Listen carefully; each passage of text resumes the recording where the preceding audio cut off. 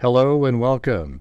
This is Grant Hughes of Grant Hughes Investigates on YouTube. This channel evaluates all aspects of true crime. As you are aware, videos and live streams in this genre often discuss elements of crime that may be disturbing to some viewers. If necessary, take the precautions needed to avoid these feelings. Factual information related to cases is the key to fostering rational true crime discussions. Fortunately, you will find that here. Please hit the like button only once, share the video, and subscribe if you like my content. Thank you very much for watching.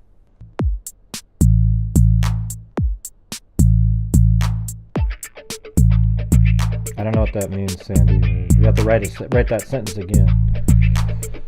Yeah!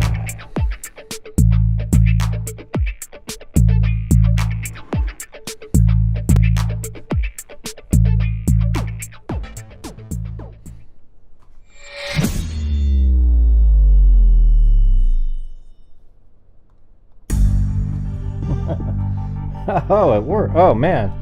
Holy crap. That was everything with the camera. Everything with the camera.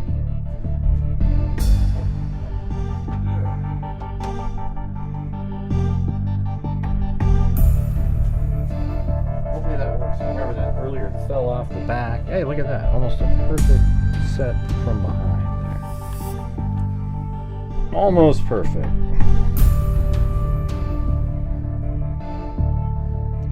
Yeah, Blue's coughing right there, I can tell. But other than that, he's normal. He still does the coughing a little bit.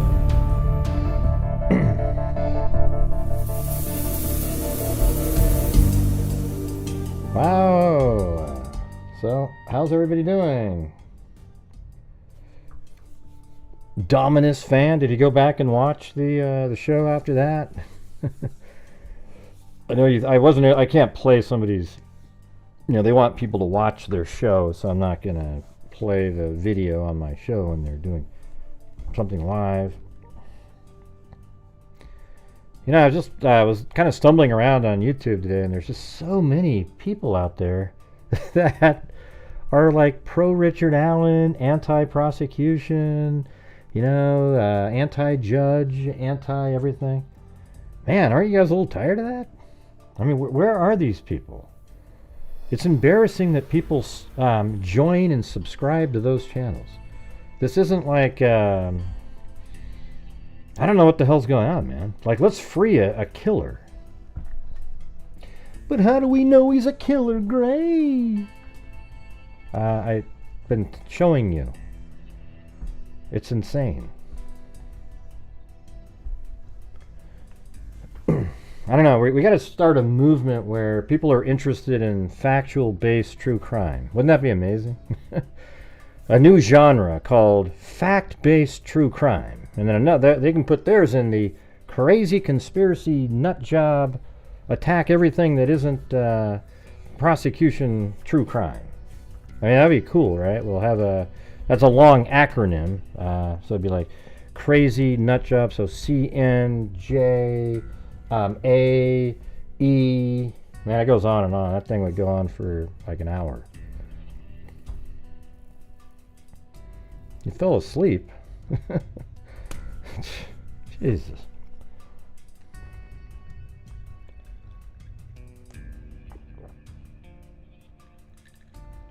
Yeah.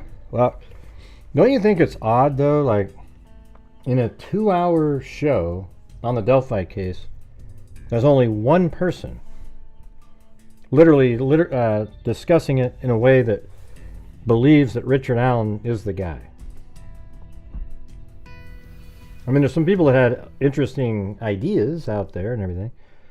But even the one lady at the end, she said, and I don't think Richard Allen did it either. It's somebody else out there. And I guess that's the way to keep the case going for years and years and years. Hey, Shimona V.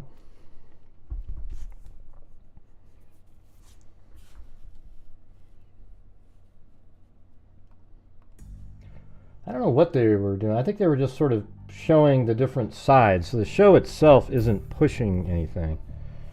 I think they were trying to, I mean, I've talked to the producer many times.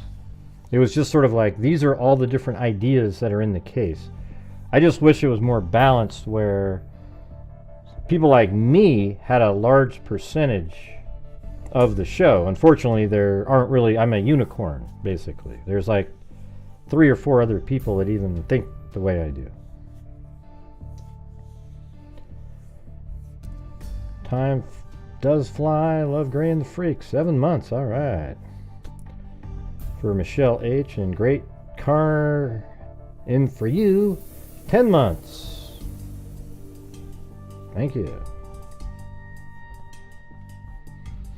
Yeah, so tonight's show, what we're going to do is talk about, there's a quick document that we'll read in the Audrii Cunningham case. It gives us a little bit more information.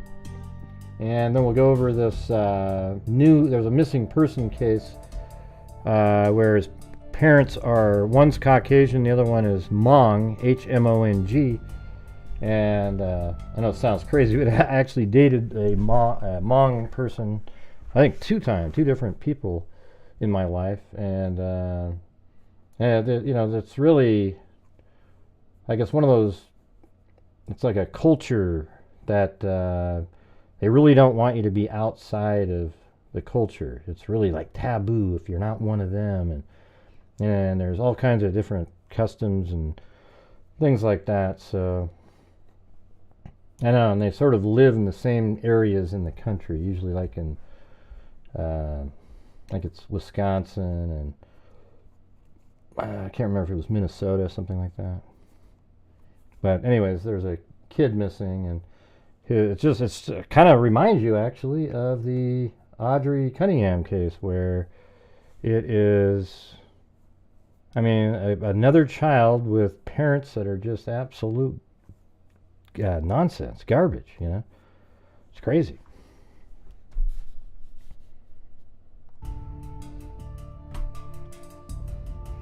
And if you're out there, make sure to join the channel if you're not a channel member at this point.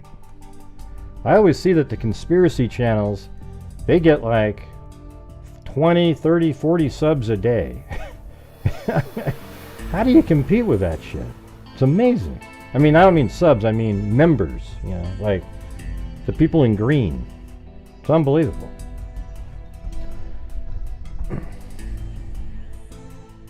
Yeah, well, I'm making a video. I'm working on a video. I think that's what we'll do at the end, is we'll start actually putting the video together, because I've already recorded my audio for it. I do have to record one more little tiny segment that I'm putting on there. Well, thanks, Tawny Lee. A ripple.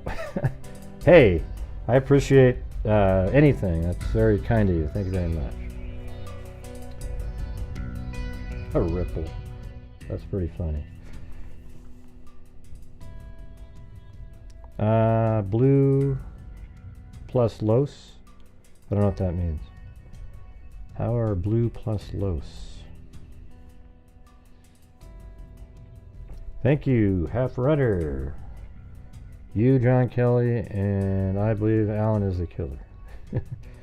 and I believe, well, it was more than that. I mean, I don't watch John Kelly. I don't know. Let's see. I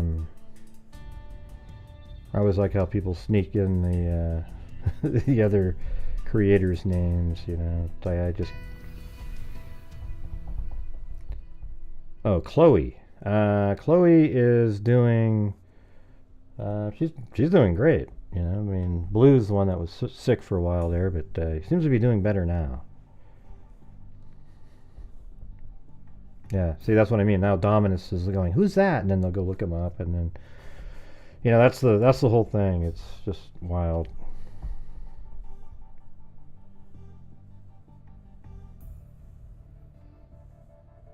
Huh?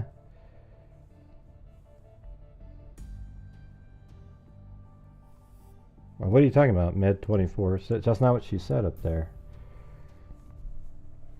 You said, come on, Half Rudder.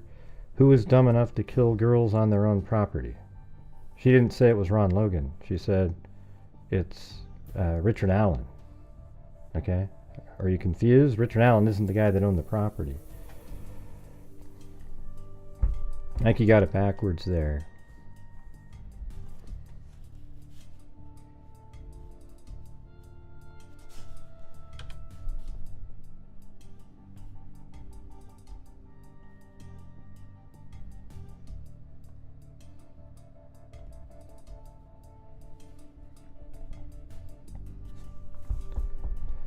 See, the CW show had the Harmon man on. Yeah, I mean, even Sean Harmon made it onto there. But see, that's what I'm saying. They were showing people that had all these different views and how the case was just really crazy, right? Yeah, you misread what Half Rudder wrote. Hey, thank you, Amanda Huzauer. Wait, what? Type in a full sentence so people know what you're saying.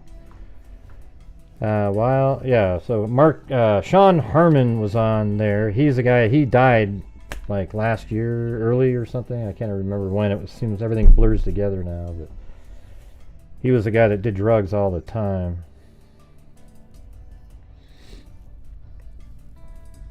Yeah, but I mean, I'm not sure why you're watching that over there, Half Rudder. It's sad. Okay. He gave. You're referring to a person who gave credit to some of the biggest scumbags that there ever were on YouTube. That's why I don't really respect that guy at all. So. Yeah, he thought his dad was Bridge Guy over and over and over again.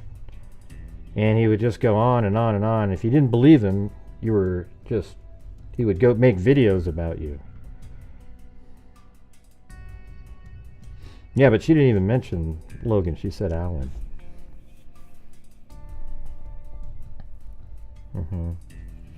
We will watch you on CW. Great job. Logic and Reason. Well, thank you.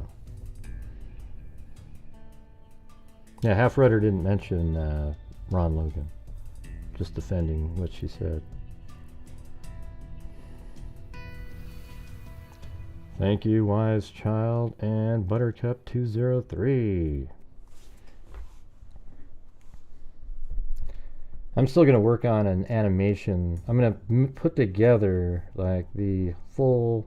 I made one before early on in the case, but I developed a better technique for animation later. So I think I'm going to redo the whole sequence of where all the cars were and where Richard Allen is and him walking on the trails and Betsy Blair and the 4 girls and the 3 girls. You know, there was 4 girls, but we only refer to them as 3 because only 3 were witnesses. And Richard Allen says he only saw 3, so that's where the defense will go, well, there was 4, but he only saw 3, so it must be 3 other girls that have never come forward.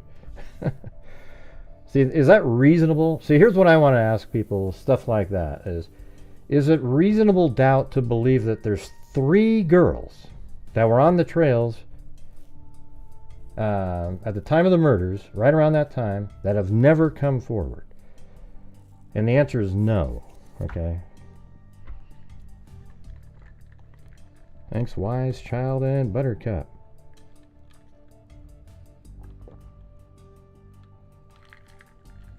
But, it sucks if he's being attacked to Rudder. You know, he's not, I'm sure he tries to be accurate or something, I don't know.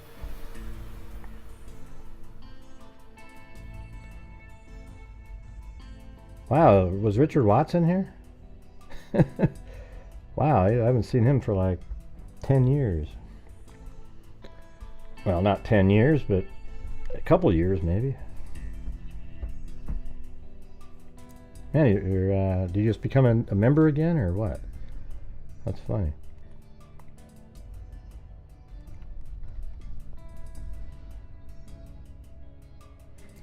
Yeah, I don't think we're looking at the probable cause affidavit here. That's what I want to look at. But I think this might be like an arrest warrant that was released today.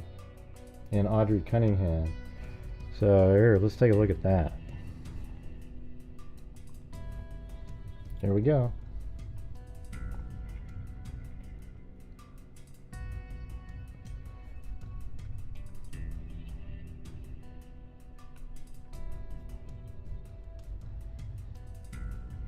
Yeah, I remember one time, well, I don't want to, I'll forget, I won't bring it up. Well, send me an email, half-read, or I'll explain it to you, if you want to.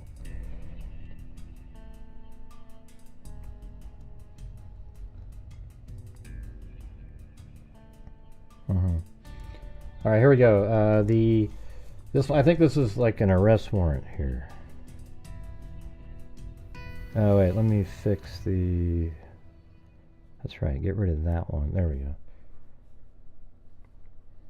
Does the affiant being identified herein as Detective Kayla Hemperly, employed with the Polk County Sheriff's Office Criminal Investigation Division. This is in Texas, not Florida.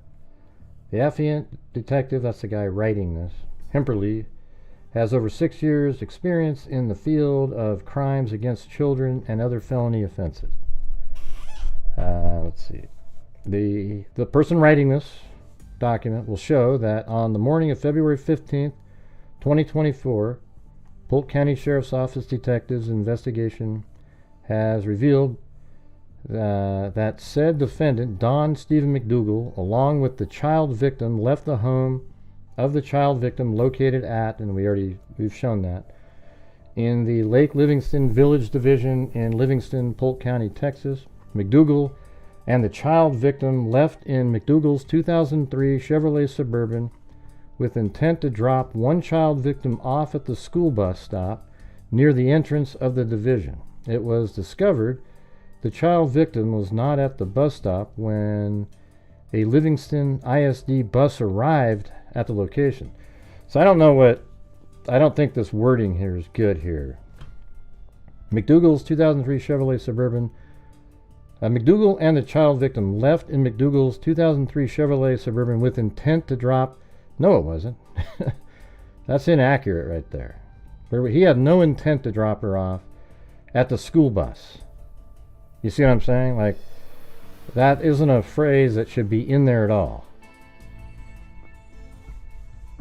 McDougal and the child victim left at McDougal's 2003 Chevrolet Suburban with intent to drop the child victim off at school bus near the entrance of the subdivision. I don't know, man. Does anybody believe that he had the intent? Like, when he left the house, his intentions were to drop the child off at the bus stop. Does anybody believe that part?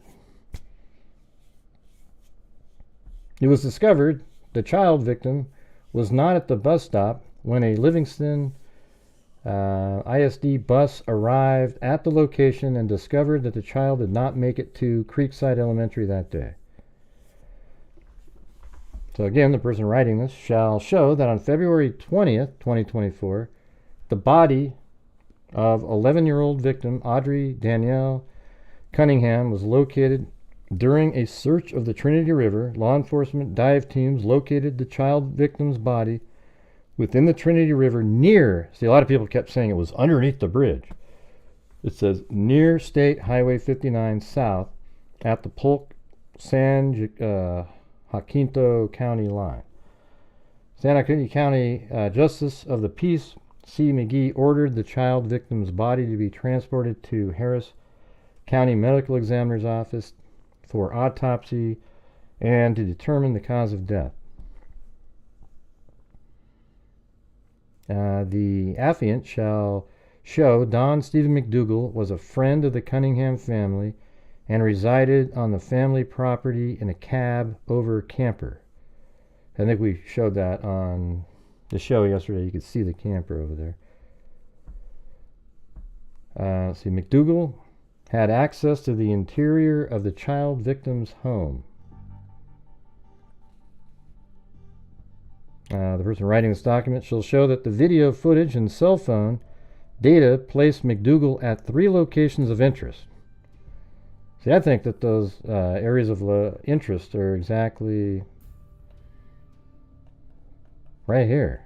I mean, it might just be, it says 3 areas of interest. So we had, remember we had 1, 2, 3.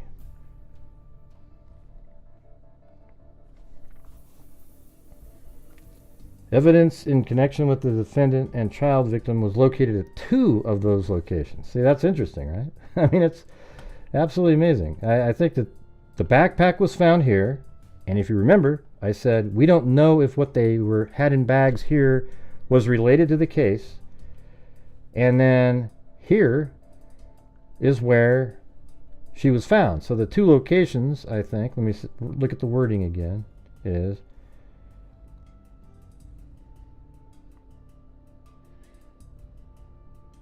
let's see. All 3 locations of interest. Evidence in connection with the defendant and the child victim was located at 2. So that means her body is one of those spots and the backpack. So I think it's interesting that, we've had this the entire time. So it's right here was the backpack. The FBI went here and collected items, but that wasn't related. But he was there at one point. And then her body was found in this location. So the 2 locations where evidence was found is here and there. So all 3 are mentioned, though. The affiant shall show that the video footage... Wait, the affiant shall show that Don Stephen McDougal was a friend of the... are we on the right one now? Okay, a friend of the Cunningham family and resided on the family property. Right, we read that one. So that says, one of these locations in the Trinity River near State Highway 59 south where Audrey's body was later located. Affiant shall show throughout the investigation, investigators were able to determine through cell phone data, video footage, and other forensic evidence, McDougal lied about his whereabouts and activities on the day of February 15th. Affiant shall further show that upon recovery of the child victim's body, law enforcement discovered a large rock tied to the child's victim's body. The rope used was consistent with rope that was observed in McDougal's vehicle on a traffic stop 2 days prior. Affiant shall further show that through investigation there is sufficient evidence to show that on the date of February 15th, 2024, that the defendant, Don Stephen McDougal, committed the offense of capital murder. Man, that's crazy. Yeah. Yeah, I think this is... Well, I said that. I've been saying that this is absolutely premeditated. Have you guys you've been listening, right? We've been saying that for a couple days now. The fact that he had that text message exchange on the night of the 14th, and then the very next morning, he abducts Audrey, and it was all kind of connected to the text message, shows that it was all premeditated and planned. I think he actually planned on killing Cassie, the mother, too, but using the text message exchange to make it look like Cassie abducted the child, but just went ghost, into the wind. Nobody would ever find him again. Well, why not, Kelly? Jeez. Man. Anyways, yeah, so... Right. Well, welcome. Ron Logan is not your bish.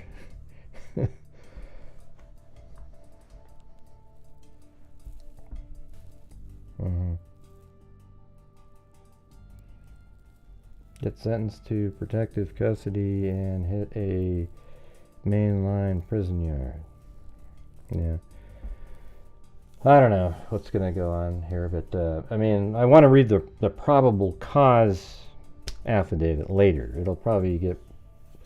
Well, I don't know. I don't know how much more detail they can actually come up with, other than it'll show where his phone pinged and things like that. That'll be interesting. So hopefully there's a probable cause that has a lot more information in it. So there you go. That was the update on that case of Audrii Cunningham.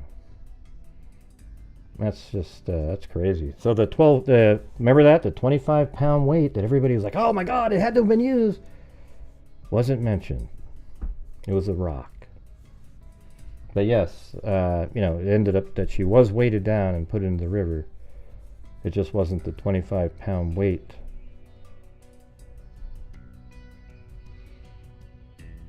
Yeah, they arrested him on a previous stabbing. They just kept it on the books so that they could arrest somebody like him when he was a suspect. They knew how dangerous he was, so they always keep these on the books so they can use them at any time.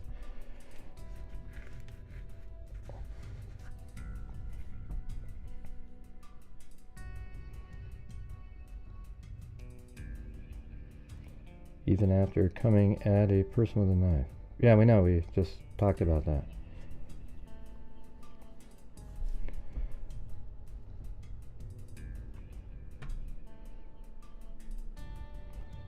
Tragedy was just waiting to happen with this guy, yeah.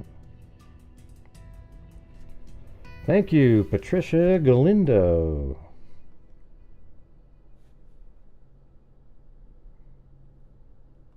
There we go. I can put your comments up there. The grandmother was not a good candidate for custody, and the father definitely wasn't. Why wasn't the child with a different guardian? Doesn't family services check out these people? Yeah, and the weird part is, though, is a lot of times when they take it away from the family and they give it to some other guardian, those guardians end up abusing the child. I think CPS has just kind of failed society in general. You know, it's just sort of a, you know, half-baked. You know, sometimes they take children away from great parents that are just sort of struggling, and they give it to somebody that's abusive. And then sometimes they take children from abusive parents, give it to great foster parents, and then take the kid away again and give it back to the foster parent, only for them to kill the child. I mean, it's just sick. Thank you, Don. Thank you guys very much. Appreciate your support. When you have a dozen mugshots on file in the space of the same amount of years, we've got a problem. Yeah, he's got a lot of arrests, a huge arrest record. I mean, it's just massive. Oh, I was going to try to not wear my hat today, but I just put it on. That's so funny. I was going to do a show without the hat and just my headphones. Here, let's see if it works. All right, here we go. See, there you go. I'm converting conversion one night without the hat on. All right.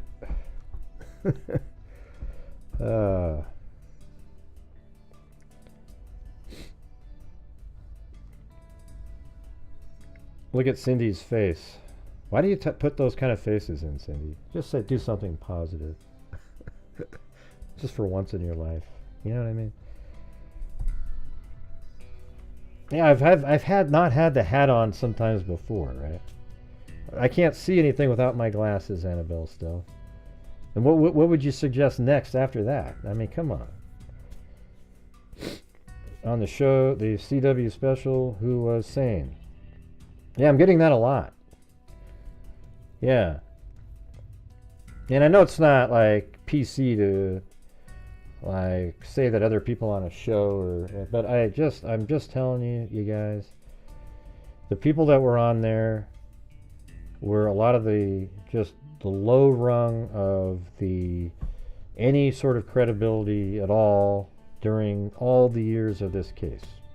You know, Julie Melvin, Kelly Brown, Snake came in really late, right around the time the Kleins, and they acted like he was some, long-term expert on the case. He had absolutely nothing to do with it for the first 3 years.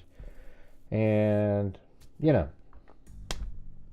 it's crazy. Yeah, you're looking at people that had produced almost nothing of value in the case whatsoever over the years, where people had something of worth to look at, and here they are.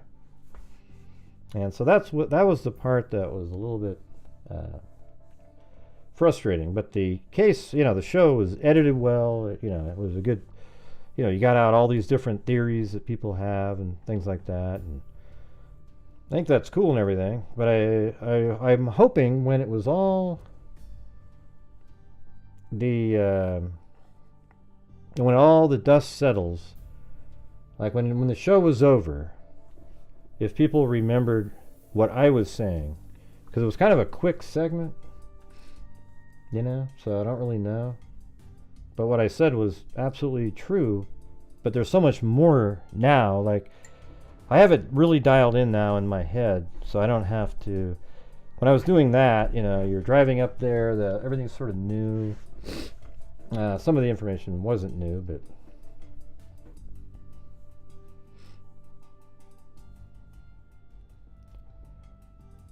what do you mean, did it affect the map? I don't get it.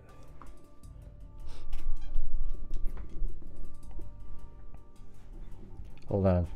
Oh yeah, by the way, somebody complained that I ate some almonds during the show last night. They go, "It's so rude when you eat something." Gosh, you know what? I'm so sorry. I just feel I'm devastated that you feel bad that I had some almonds. I did 2 shows yesterday, and I just hadn't had time to get something to eat, so I was eating a couple almonds while we were listening, okay? Okay, Karen? Now, if your name is Karen, and I apologize, but that's just perfect what to say. It's just absolutely ridiculous. Yeah. I mean, I've probably eaten over the years maybe 15 apples and some other crap out of 3,000 shows.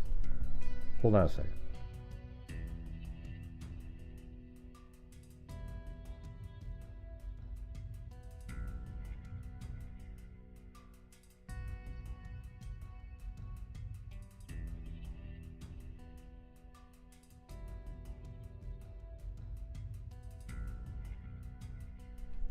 Gosh, Gray, I was really liking the show until you ate the almonds, you bastard. It even got 2 likes. Yeah.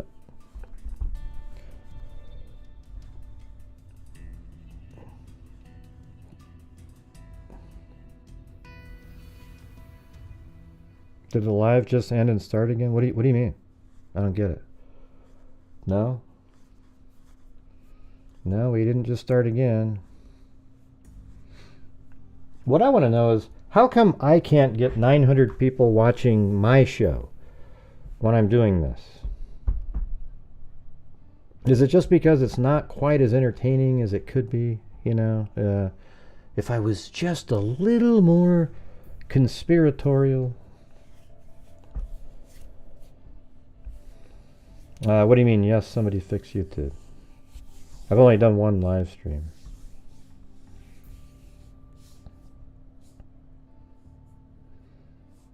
Yeah. I went into a live stream today it was some kind of a defense attorney just trashing Fran Goal again, and everybody's going after everybody, and I said, hey, listen, when the dust settles in this case, Richard Allen's going to be found guilty, and because he killed those girls. Do you guys really want to be on the side of trying to figuring out a loophole to get him off? Of course I got blocked, timed out immediately. And here's the thing, everybody, on this channel, I want people to be able to have a crazy opinion. I'll say something, but you don't need to remove their comment. The only comments that you remove are the ones that are trashing the channel or something, of that nature, right? But an opinion, even if it's just dumb as hell, you can leave it up there, right? Does that sound good? Thank you, Ron Logan is not your bish. Get some more almonds. There you go, man. You just bought me another pack. Thank you very much.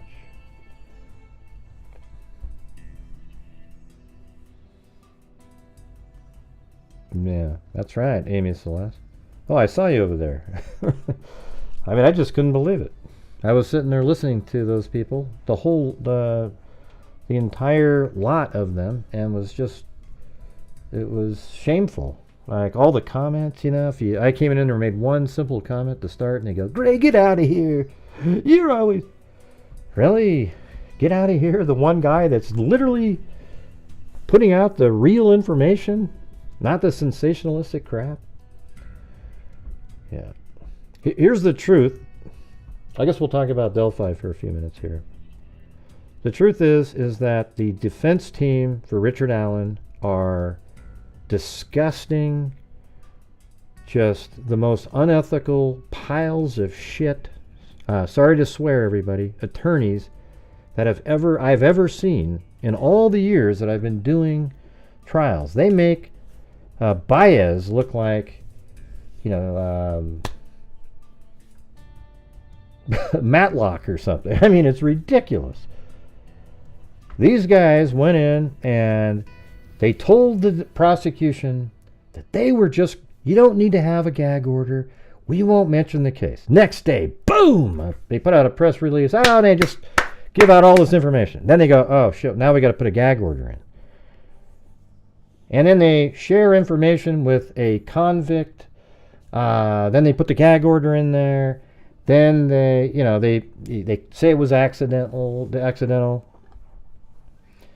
And then they do the, you know, the Frank's memorandum scandal where they put out absolutely gag order information in the guise of some sort of, you know, we're just trying to, we didn't mean to put it out there, but except all their podcast buddies were able to download the damn thing.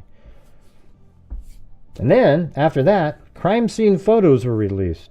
Turns out that a guy named Mitch Westerman, who they claim went into the office and took photographs of the Frank's memorandum photographs that were just strewn around, which that's an absolute lie. What the truth was is it turns out that they gave Mitch Westerman the Frank's memorandum, including the exhibits, which were the same exact images that were released on the internet. So he didn't need to go into the office to take the photographs of those images. He took them at his own house and then distributed the damn things. But they had to come up with a story that separated the defense team from Westerman and the release of the information, so they made it sound like he went in and stole the images, the same exact images that he had already in his possession. Do you actually believe that crap? That, oh yeah, he went in there and he just took photographs when nobody's looking. He looked both ways and he took these photographs in the office and then he released them to the guy named Robert Fortson. Then Robert Fortson ends up killing himself when the investigation started, which also is a little suspicious because he had said, man, if I just come forward, this will all get cleared up. And then he ends up committing suicide with quotes around it. Who the hell knows what happened to Robert Fortson? You know, that's a little conspiratorial, but it's a little weird, okay? Because if he'd come forward, who would have been disbarred maybe? Well, it could have been Baldwin and Rosie, but all of a sudden he's not alive anymore to tell the story. So now we got to rely on Westerman, who just comes up and says, oh yeah, I went into the office and I took these photographs. I mean, they are scumbags, you guys. And that whole Odin document, what a disgusting pile of crap that was. Hey, thanks, Annabelle Stealth. I mean, look at all the stuff in there. Oh, one single solitary man acting alone with dexterity took the arm and put it through here, and then they through that time frame, they bring up the fact that Abby was alive longer, and they kept mentioning that over and over and over again.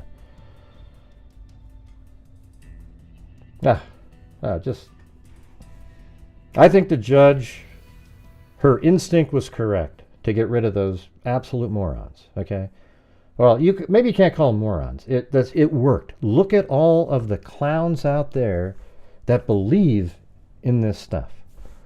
The Odin document and, oh, meanie Judge Gold, she's so mean. Oh, you guys are ridiculous. Now, here's the thing is, she should have had the hearing, but she thought she would be kind to them and give them an out where they could just resign without being publicly humiliated. But she should have had the hearing and then ruled on that, and then the Indiana Supreme Court may have leaned in her favor, but they seem to have a little bit of the Sixth Amendment angle as part of their decision too, so which one would have overweighed it? But the hearing would have given the Indiana Supreme Court more information to look at and go, we think she made the right decision. Okay, so if now they might have that same hearing again, but to me at this point, it's just going to end up making the judge seem biased. If she removes them, I mean, Richard Allen is going to get another trial at some point if he's found guilty. There's absolutely no chance.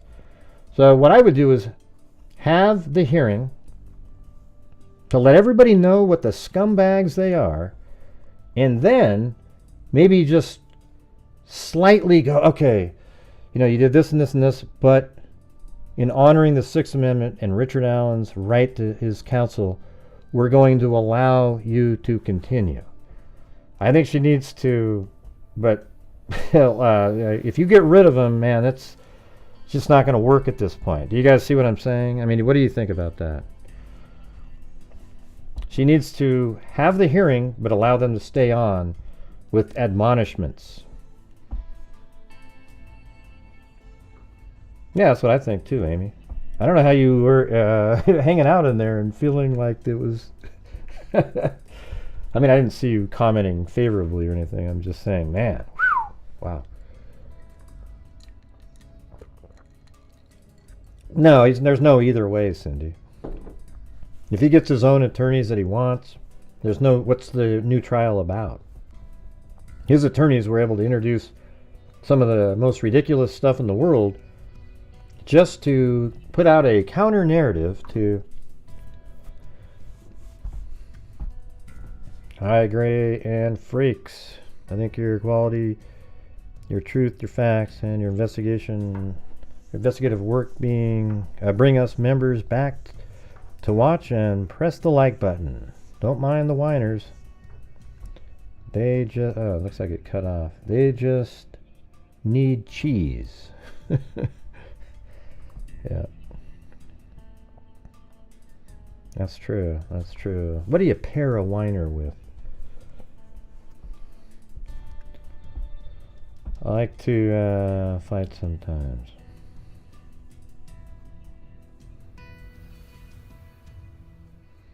No, it's crazy over there. Yeah, but you joined over there. It's like, man, you're joining a crazy... here's the thing, everybody. Defense attorneys, they're never going to tell you the truth. They're going to tell you what they need you to think is the truth to make their side always look innocent. Okay? There's never going to be a defense attorney that will ever say that they believe their client is guilty. Okay? You're never going to hear that.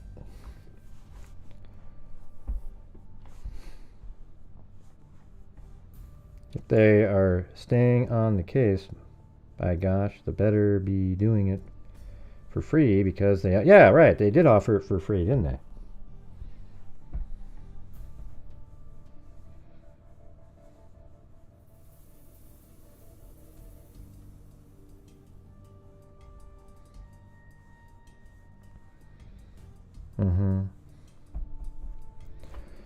All right.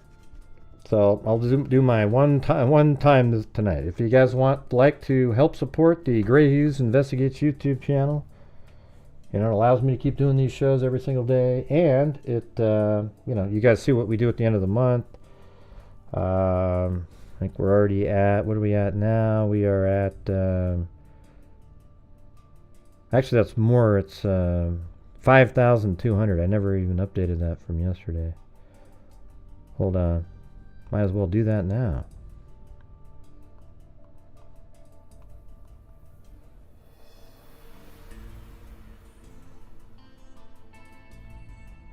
Yeah, so we're at 5,200 this year so far. And then this needs to be updated to 18,000. Yeah, 184,800. There we go. Because that was the knick-knack one. Yeah, so we've given $184,800 to true crime-related charities since January of 2020.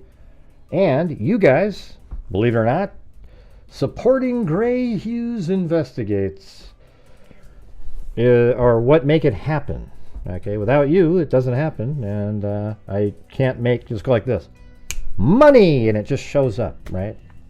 Unfortunately, you guys have to help support the channel to make it happen. All right, so if you're out there and you're able to do it, I would appreciate it. It does support me too, but as you can see, my channel gives away a ton of it, and I think that's something I wish more true crime channels would do, because I think we could make even a bigger difference. This is one of the few channels that actually makes a difference out there. Hey, thank you, Danielle. All right, so hopefully what I just said doesn't fall on deaf ears tonight. Seems like lately in the evenings when I say that, it just kind of goes, the sound effect for it. Stupid is being nice. No, it's this one right here. You're an absolute This one right moron. here. This one right here.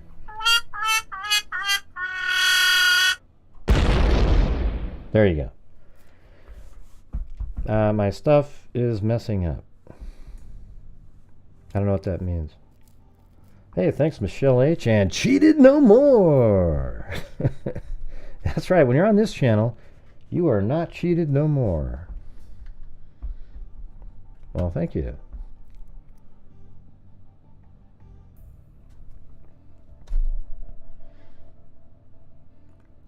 Old map of Livingston and plot site of... Why? I've shown it 4,000 times already. This thing right here. Here's where the... Oh, hold on. Now this is where the backpack was found. If you pull out, looks like that. That's weird. This looks like Israel right here. That's funny. Anyways, if you zoom in, the old Israel before they gave the land back for peace, but it didn't work. Right here is where the backpacks were, or the backpack was found. And then right over here is where the FBI was pulling paper bags out and taking them away with evidence in them. And then right here is where her body was located somewhere. I think it's going to be right here. She probably was put in the water and then sort of drifted downstream. It could have just been right there, though, right off the end of the ramp. I mean, if she sunk right to the bottom, you'd have to have really strong current to be pushing it along down there. This is what I said on the first day, though, is that this snag area here might be the place.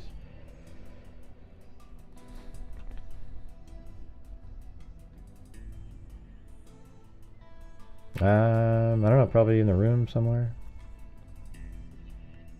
Blue's doing pretty good.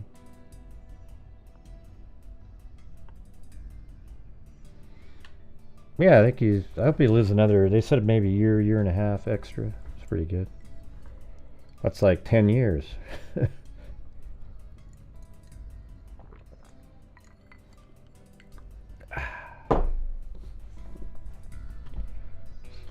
All right, let's get to the this other case first, and then we'll go back to Delphi.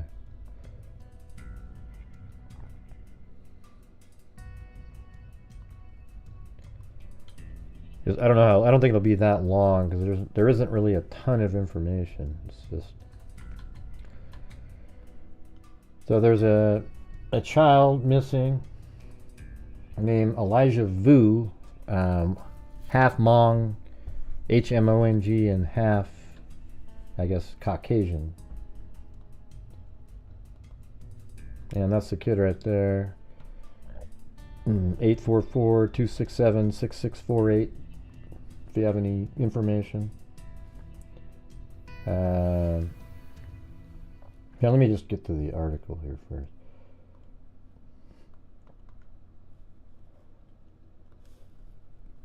So authorities say Elijah Vu was last seen at his family home near Two Rivers. The Wisconsin Department of Justice, DOJ, has announced an Amber Alert for a missing 3-year-old boy. Elijah Vu disappeared from a home in Two Rivers, Wisconsin on Tuesday morning, according to a post on the National Center for Missing and Exploited Children website. See, the other day, during the Audrii Cunningham case, we donated $600 to the National Center for Missing and Exploited Children. The Wisconsin DOJ says a caregiver last saw the child at home at around 8 a.m. with no other family or friends in the area. A caregiver last saw the child at home at around 8 a.m. with no other family or friends in the area. The boy is 3 feet tall and weighs about 45 pounds. He has sandy hair and brown eyes and a birthmark on his left knee. The Amber Alert said Elijah was last seen wearing gray sweatpants, a dark long-sleeve shirt, and red and green dinosaur slip-on shoes. Anyone with information is asked to call 1-844-267-6648 or just call 911 if you're in the area.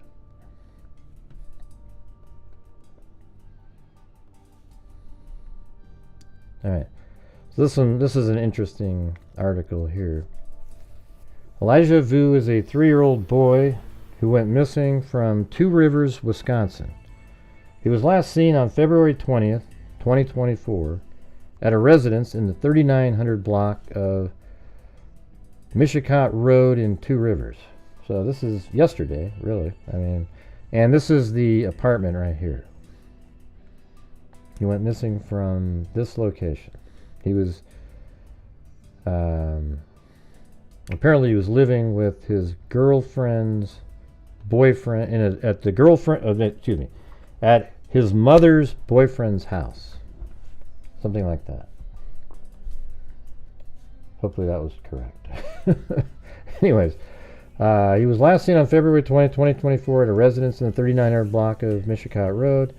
Elijah is described as Hmong and white. And Hmong is like a group of people in China. Have their own culture, totally, really, pretty unique.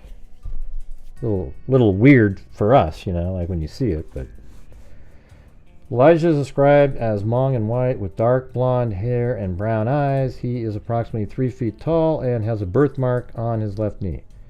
At the time of his disappearance, he was wearing gray pants, long-sleeve dark shirt, and red and green dinosaur shoes. An Amber Alert has been issued for his disappearance, and local authorities as well as state and federal resources are involved in the search efforts. Now the thing is his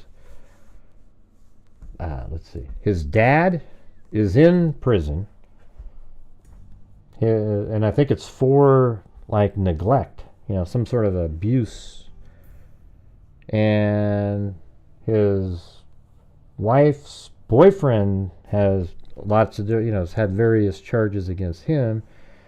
And I mean, I don't know, man, this is just one of those crazy, just sounds like the rest of them, Elijah Vu's mother is reported to live in Wisconsin Dells with her boyfriend. However, more information about his mother has been hasn't been disclosed yet. His mom's location could help understand the family dynamic and raise questions about Elijah's disappearance. An Amber Alert has been activated, and search efforts involve local authorities and state and federal resources.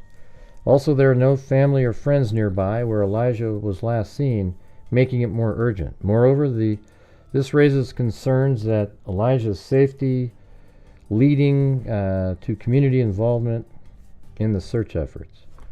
Law enforcement agencies from across Wisconsin and federal agencies such as the Federal Bureau of Investigation, FBI, have joined forces to aid in the search for Elijah. Authorities are investigating Elijah's disappearance, focusing on his mom's location in Wisconsin Dells to understand the situation better.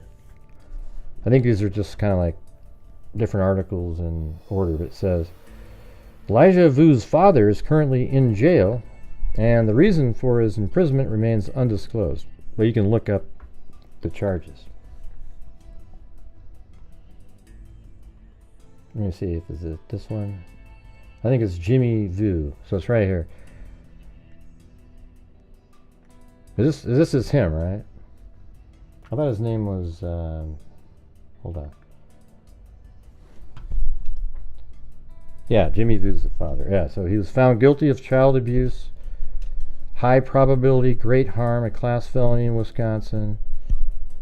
Was found guilty of possession of firearm, convicted of felony, disorderly conduct,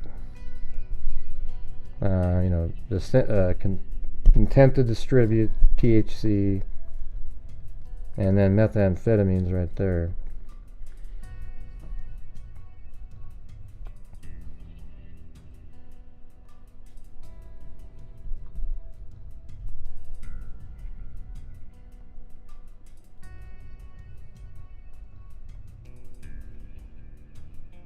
What was that one I was looking at?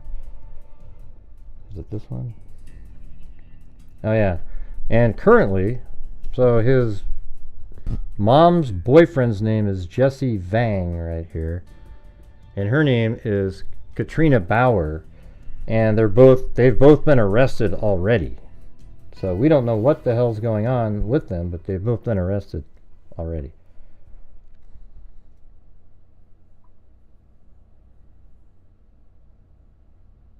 What are you talking about, Don? All this on the daily did not happen 40. Oh, you mean this kind of occurrence didn't happen 40 years ago? Okay. Man, it's like reading code sometimes.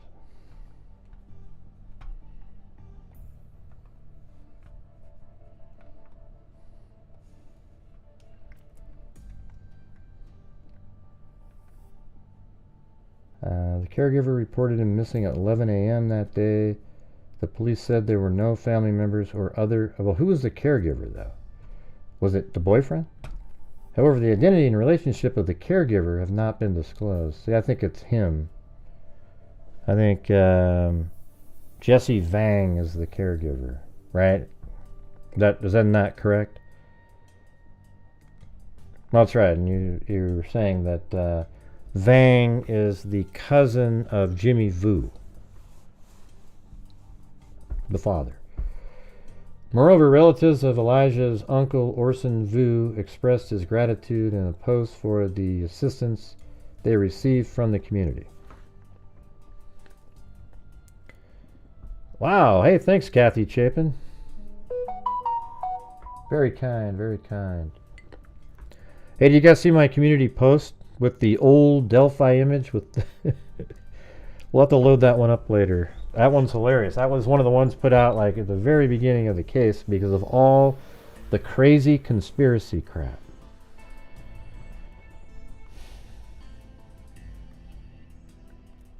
What do you mean the family tree is a wreath? What do you mean? Anyways, moreover, a relative of Elijah's uncle Orson Vu expressed his gratitude. Yeah, so you got that. Let me go up here.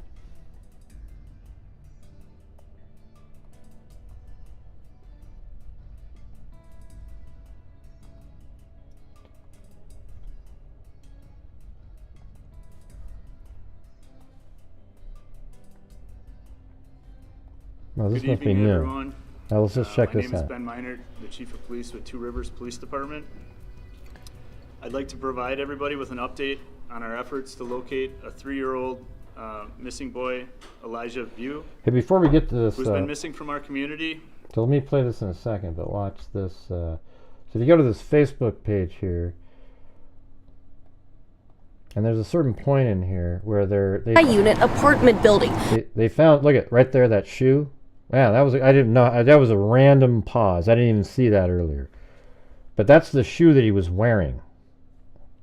That's one of the shoes, consistent with the shoes, right? Collecting evidence from the dumpster and collecting a small slip-on shoe into an evidence bag.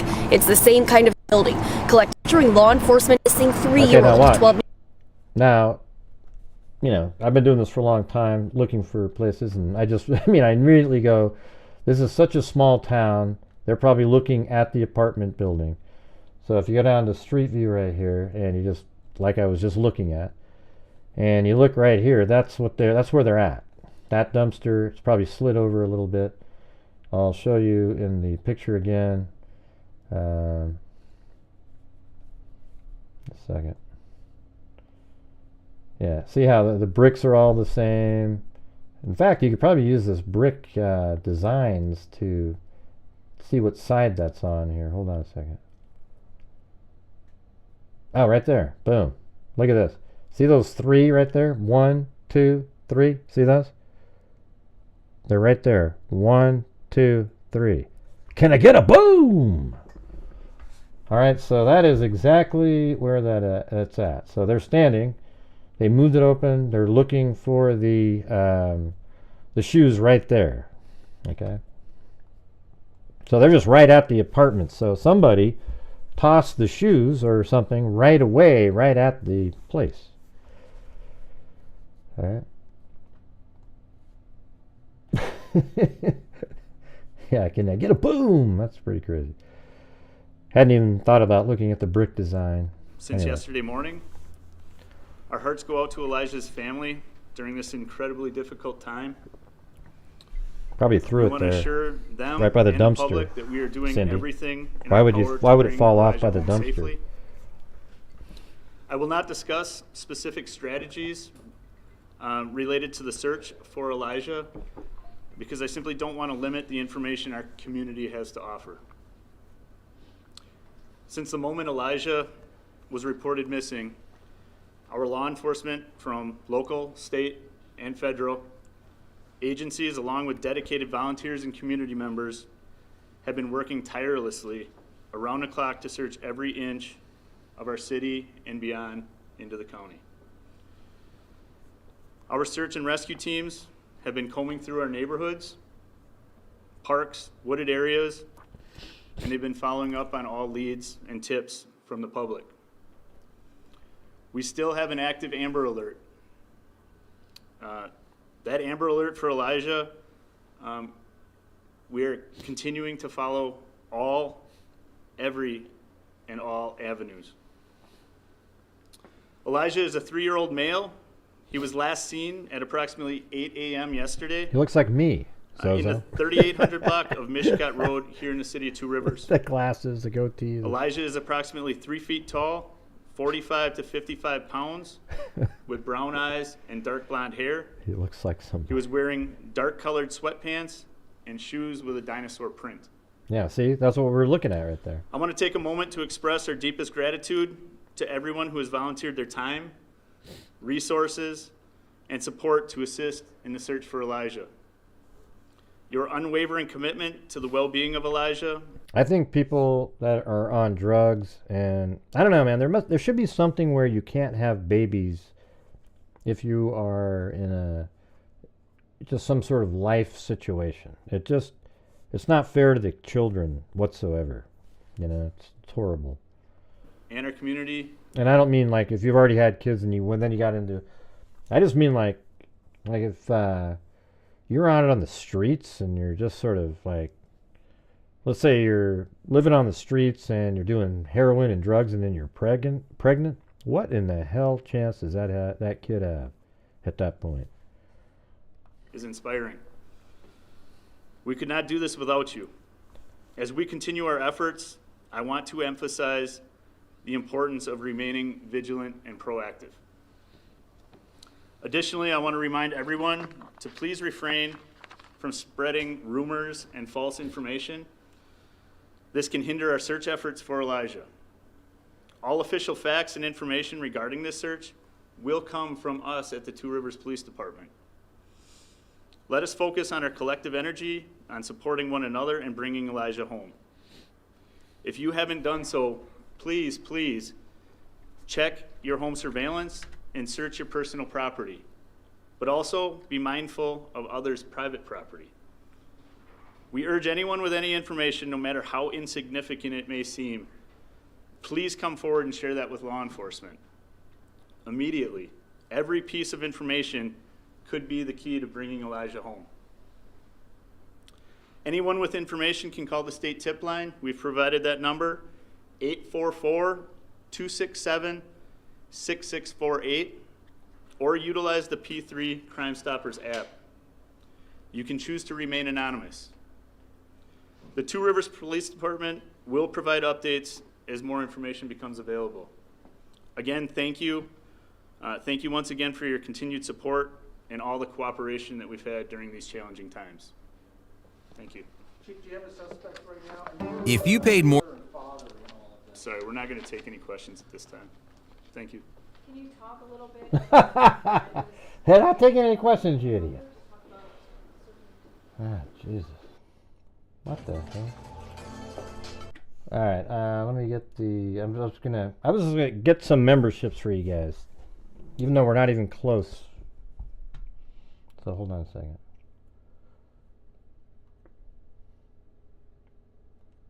There we go. Alright, who's going to jump on the membership giving bandwagon tonight? Alright, I'm giving 5 right now. There we go. We're not going to take any questions. So, sir, have you arrested anybody yet? Yeah, we're not answering any questions. So, let me ask you something. Yeah, we're not taking any questions. Thank you. Nadia Kusan, Kim T. What part of we're not taking any questions didn't you understand? But Gray, that's their job.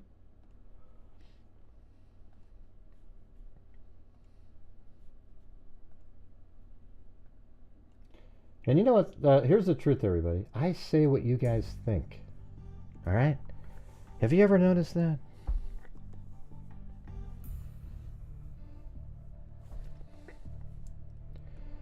Yeah, so I guess that's kind of where we're at. You know, there's a lot of people searching around, looking.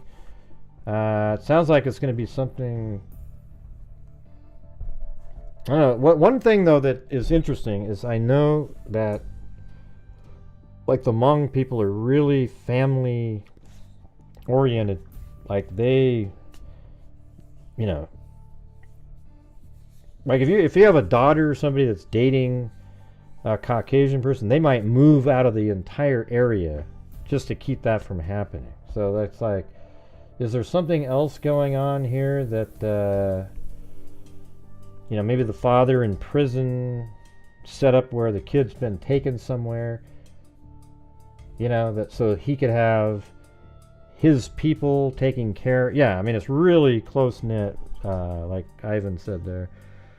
Yeah, really, like dating outside of the Hmong people is almost taboo, you know.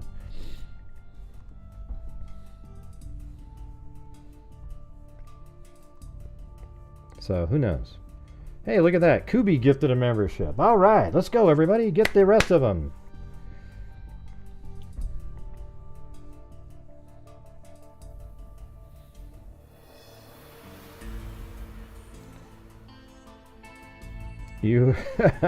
I do say what you get. I think I say what a lot of people think.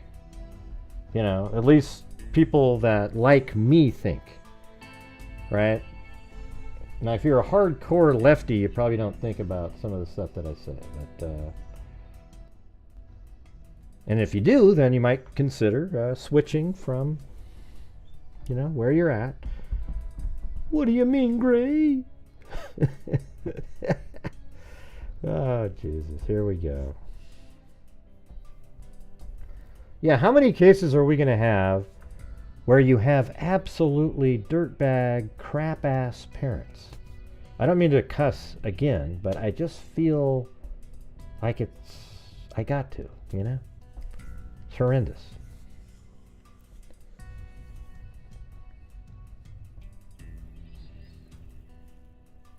If you don't like what I say, I remember Straight Drop had that perfect line. You can just spell my name right. Let's see. There's rumor going around about me and the crew about something I'm supposed to do. You might not heard of me, but when I first heard all day, what's like? You just get angry all the time. You say what you want to spell my name right.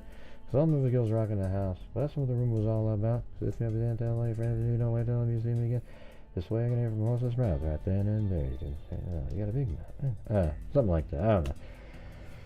I don't remember where he got his the line from, but the rumor going around about me and the crew about something we did or supposed to do. You might not have heard it, or maybe you have, but when I first heard it, all of it was flack. I used to get angry and all uptight, but you can say what you want to spell my name right. The neighbors are druggies and they have kids. Yeah. Well, who knows? But where was the caregiver, though? Right? Where was he?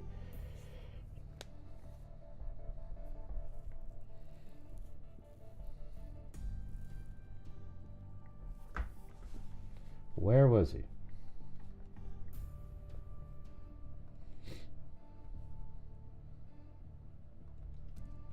Is it this one? Let me see. Maybe it works to this one.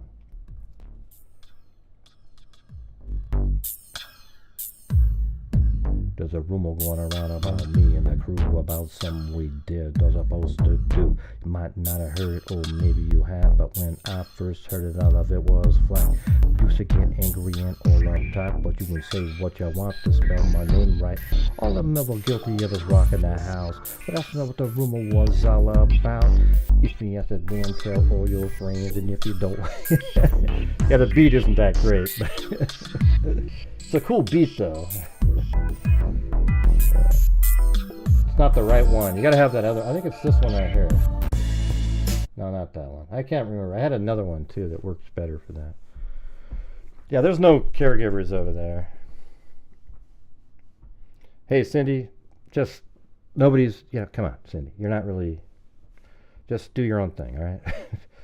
You need an 8-count beat, everybody. See, I'm an expert on that too. I taught children in school, therefore I'm an expert on the rapping beat. And what we've got here is something that needed. I mean, give me a break, all right? All right. I gave it a shot. No, Cindy, you don't help when you do that. I understand already that it's hard to make it work, all right? I don't need your little always commentary, stuff like that. Just, it's wild. But it should be mandatory birth control, 5-year implants if you're on drugs. I like that one. You don't, Cindy. Trust me. Let's see. Court systems still think women are more qualified. Most of us know that. It's not true. Yeah. I should go to prison, shouldn't I? I cheated no more. Are you throwing me there? Cindy's trying to set up a scenario where I get tossed in prison. I'm not doing anything with Cindy on that front. Doesn't interest me. He was pretty mean, just saying. Would I make it out? That's the problem, you know. You guys lately, when I'm in prison, it just I languish in there. Used to be a great way to, you know, get the funds rolling on the channel, help support it, but now it's like, see you later.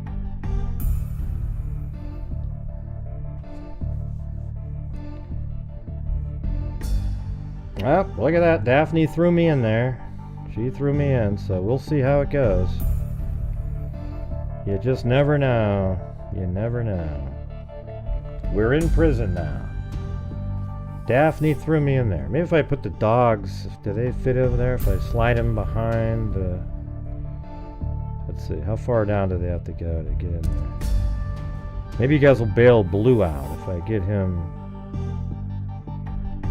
Hold on. How far down does Blue have to go here?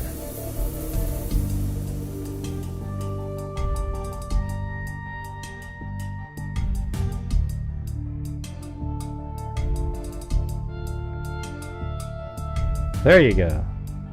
You guys have Blue in prison. Alright, look at that. Poor guy.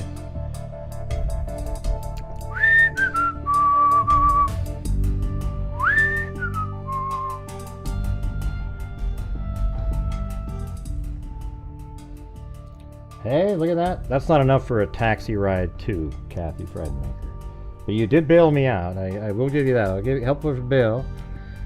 Wow, and so you got me enough bail, Kathy Friedmaker. Then Kathy Chapin got me an Uber ride and a meal. And then Danny, 1972, helped out quite a bit there with a hot dog from 7-Eleven. Hey, thanks, Kathy Chapin. Wow, that's another one. Thank you very much. Wow. It's more than that. It was a felony. Okay.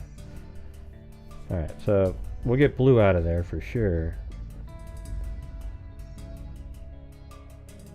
Move him over here, but unfortunately, yeah, well, I can get Blue is just a super trooper. Alright, we'll get out of here now. Thank you, guys. Wow, I actually made it out of prison for once.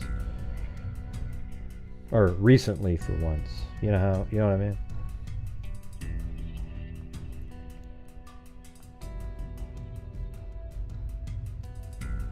There we go.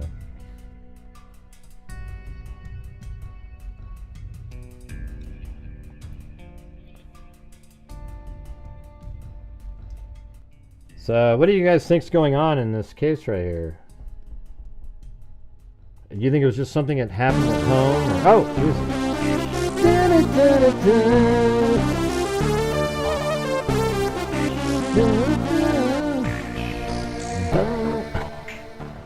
oh, you think he was taken by some random person? I don't think so. They wouldn't have arrested the other two. You would have said no bail, Jay? That's mean, man. That's mean. I remember people used to say no bail and it would subtract from the bail. Remember that? I think it was Billy Juliana would always put in -5. I wish she'd come back. She had a lot of family stuff going on, but I always liked her comments after the shows. And by the way, would you guys get in the habit of, regardless of, oh yeah, I see that you're chatting during the show and everything like that, but when the show's over, can you just make a comment or something, just like, hey, that was a cool show, or oh man, I think, something about the case or something, just so, because the way YouTube works in the algorithm is it likes the like button and it likes the comments. Oh, I wasn't mean to Cindy J. No way, man. She's always trying to jump in with, throw out advice. Yeah, no chance. She's always looking to have that scenario happen. So no, I wasn't, Jay. Let's say, maybe baby got into drugs or caretaker lost his temper with him. Let's see. Yeah, I think it's more like that. I don't think he was just abducted randomly. No way.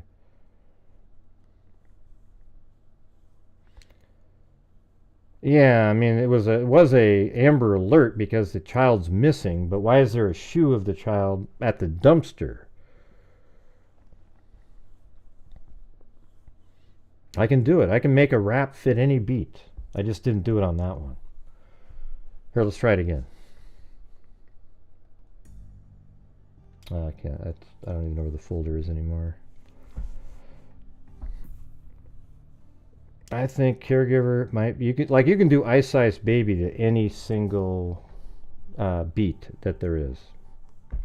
You can't, Cindy. I know it's difficult for you, but I can. So a lot of things are difficult for you, Cindy, but not for me. It's it's the caregiver of the Hmong culture. Best features their closeness, also sometimes inhibits investigations. Right. There's a lot of stuff there.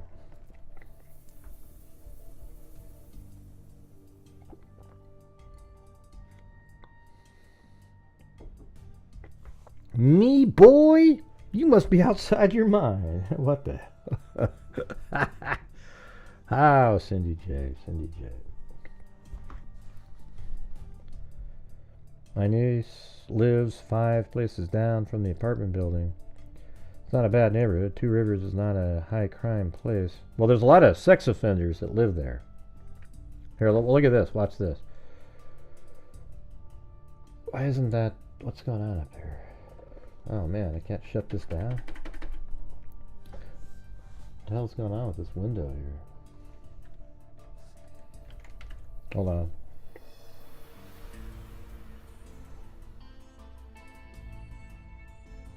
If I shut down Chrome, it's going to do all of those. Maybe that's better. Okay. Sometimes just hitting Control-Alt-Delete makes it work.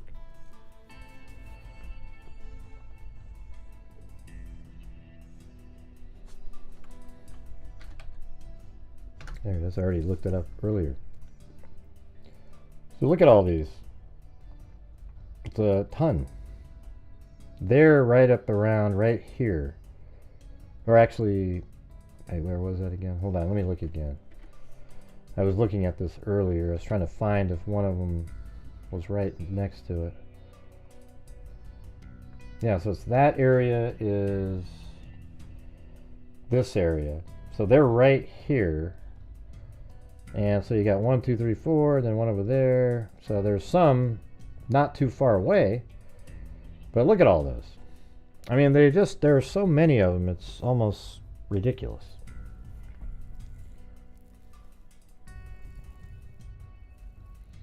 Oh, come on. He fell asleep and the boy wandered in the wrong... Oh, come on. Isn't that just oozing an excuse? I was asleep when the kid walked away. There's almost no chance that that's real. I mean, give me a break. And then, 3-year-old negotiating his way all the way downstairs, and then somebody just happened to be coming by. And they've been arrested, right? So doesn't that tell you something?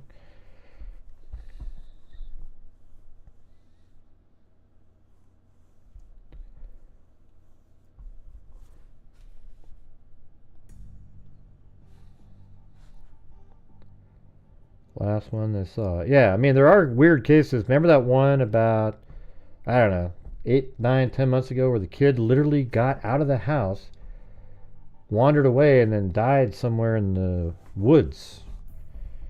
I don't remember which one that was, but it was crazy. The kid actually was able to open the doors and made it out. The mother and her boyfriend were arrested. Have been arrested.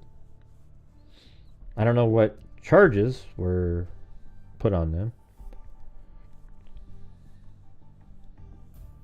Yeah, right. I think it was like, maybe a cornfield. Yeah, something like that. Right. It was, but remember that one? It's like, oh man, the parents have to have something to do with this.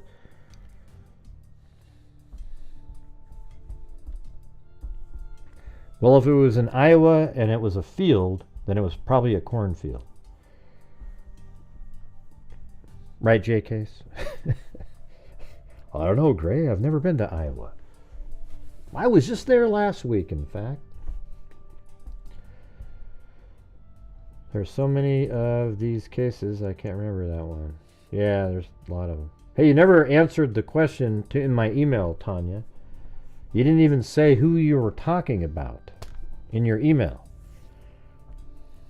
Can you send me an email really quick and let me know who you were referring to?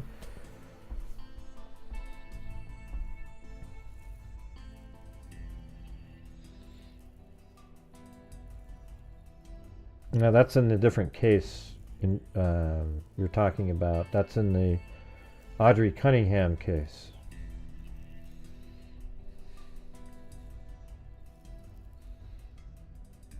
What do you mean you're afraid? I just want you to know who you were talking about. It's on the show that I don't want people's names being used. Creators, What's Madagascar doing? I'm not sure what that means. No, in an email, Tanya. Right. In an email.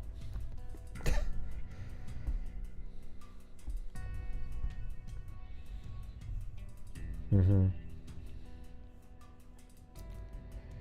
People stated trash pickup was yesterday at the area, so how does that work with them finding a shoe? Well, because maybe it was after the trash pickup. I don't know. Or before. I mean, the trash pickup could have been 6 in the morning, right? And then the shoe was put in there maybe for the next day of trash.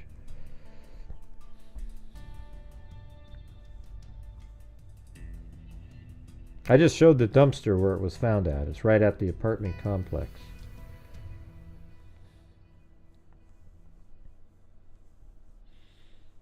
Mm-hmm.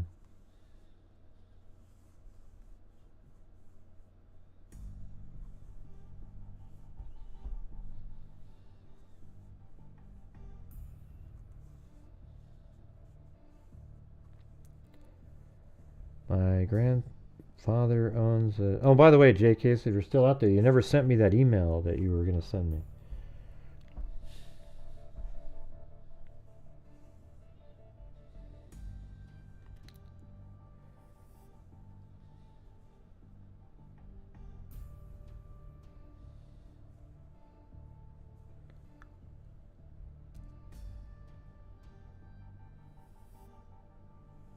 Photographed on... Yeah, it was a video showing it sitting there on the ground. What's getting too big?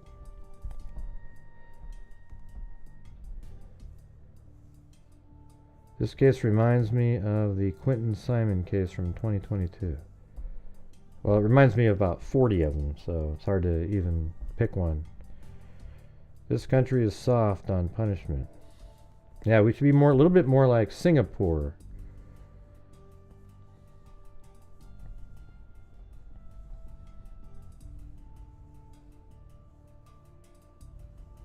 Oh, that was it. I thought it was totally unrelated. The lost children cases are so tough to follow. Yeah, this is... I mean, just a little 3-year-old.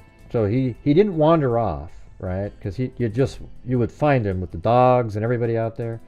So he was taken, but doesn't mean an abduction when it could just be, oh my God, we killed the kid here. I got to take him somewhere, and drove away. Now, what they probably need to do is look at surveillance footage and see if the quote caretaker's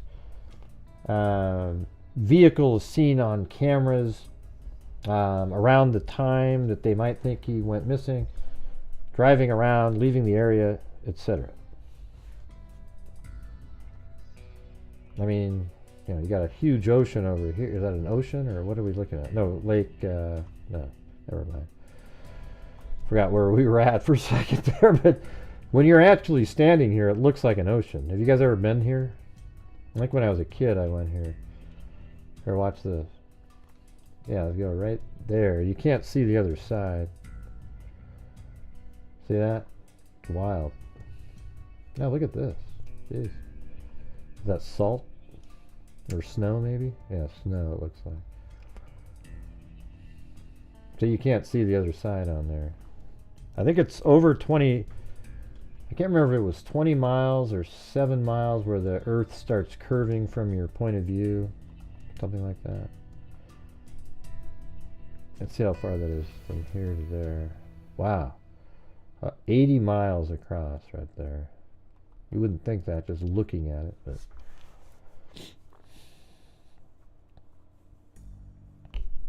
I think I went fishing in Lake Erie when I was a kid. That must be over, yeah, it's right there.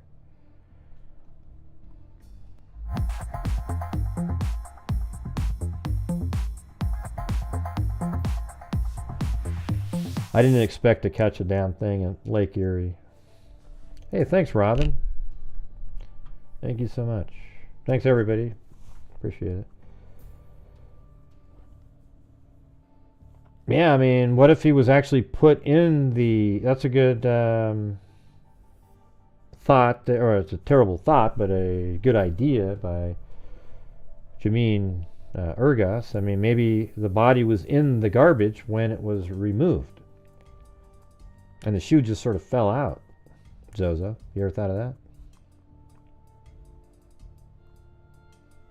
that? We did a case a while back where we were up in this area here. Because most people, I forgot what you call this spot up here. This area. But when you look at Michigan, you just think of Michigan as this item. You don't really ever add this up there into it. When your mind thinks of Michigan, you just think of this. Not me, Gray. Yeah, the Upper Peninsula, right. Yeah. Yeah, so most people don't really think of that. But that was that one case where that whole family was driving around.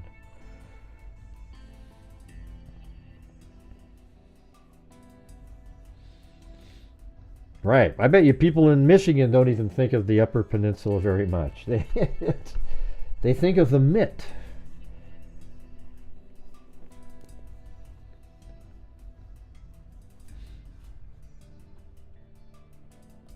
Yeah, it does sort of look like Wisconsin should have that, right? It's part of that.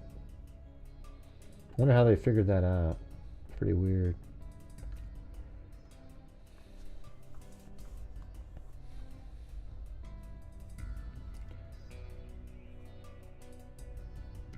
Whoa, look at all those names that just popped up on there. Yeah, it was that family, all those kids they took off and everything was fine. They left all together. I wonder what the outcome of that was. Alright, anyways, I don't have much more to add to this case, but we'll just keep updating it as information comes in, alright?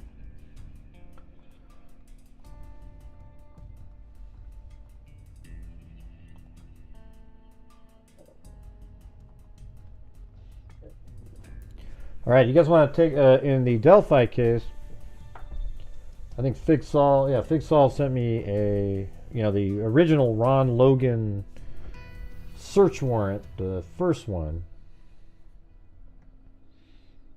And there was a page that was missing from it, but it was put back in. So it was right here.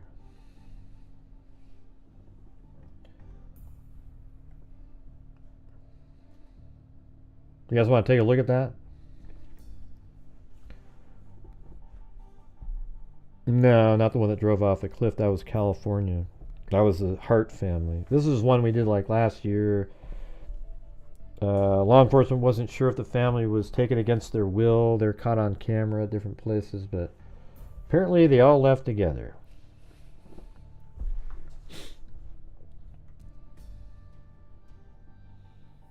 Don't remember the name or anything. Although, let me just take one look. I might have randomly... Yeah, this might be it right here. If they're spotted. This is the... it's an orphan pin. So that doesn't work. But they did something like, they drove up like that. So I don't have it. But I'm sure that was one of the pins for the case.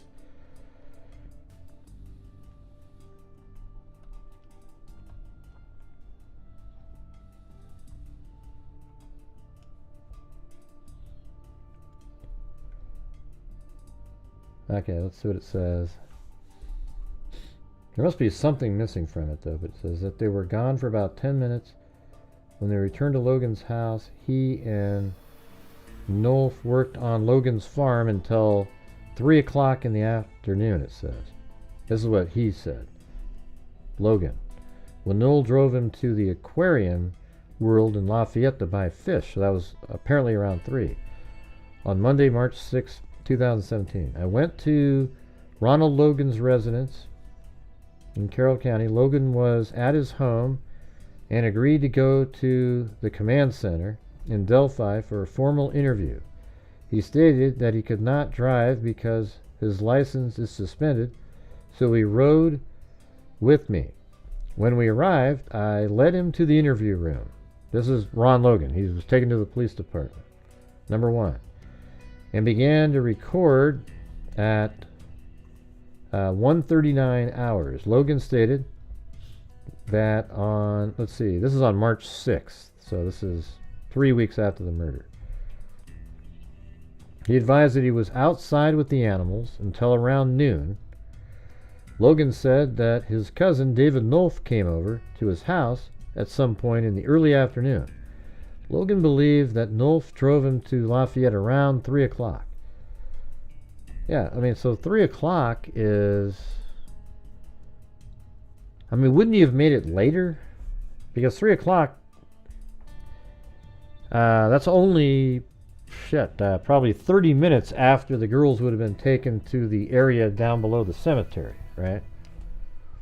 But that makes people think, oh, see, he was just leaving after that.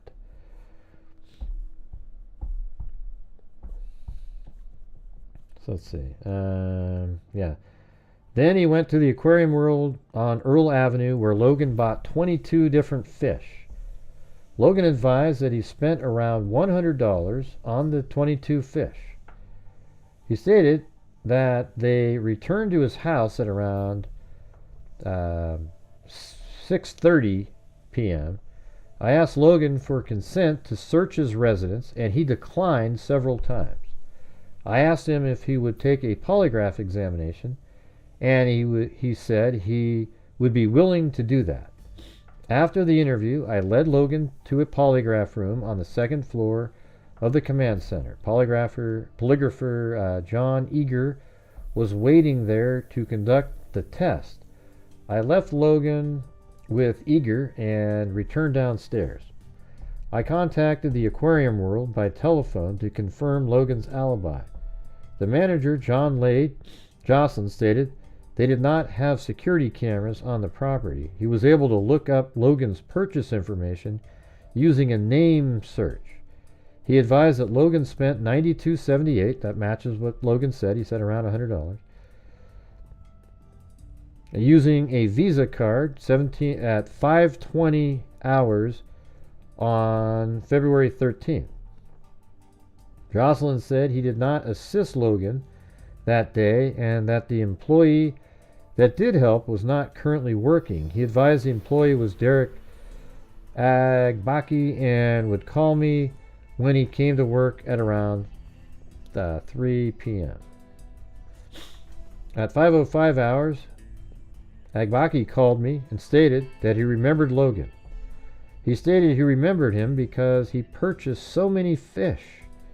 He described Logan as an older white male with gray hair. He stated he was in the store alone.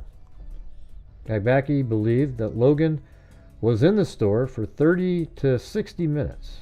He advised nothing about Logan seemed unusual. When Logan finished his polygraph, I went upstairs to get him.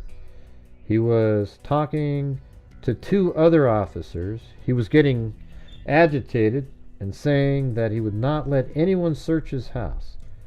We went out to my car so I could take him home. As soon as we got into the car, Logan said, "Between you and me, the reason I don't want anyone searching my home is because I'm on probation and I have guns." When asked to elaborate, Logan stated that he had a .45 Ruger and a .357 Rossi, I guess, in his bedroom. Logan said that his probation ends soon and he does not want to screw up. When we got to Logan's house, he stated that he did not... Why did he say that, by the way? Jeez.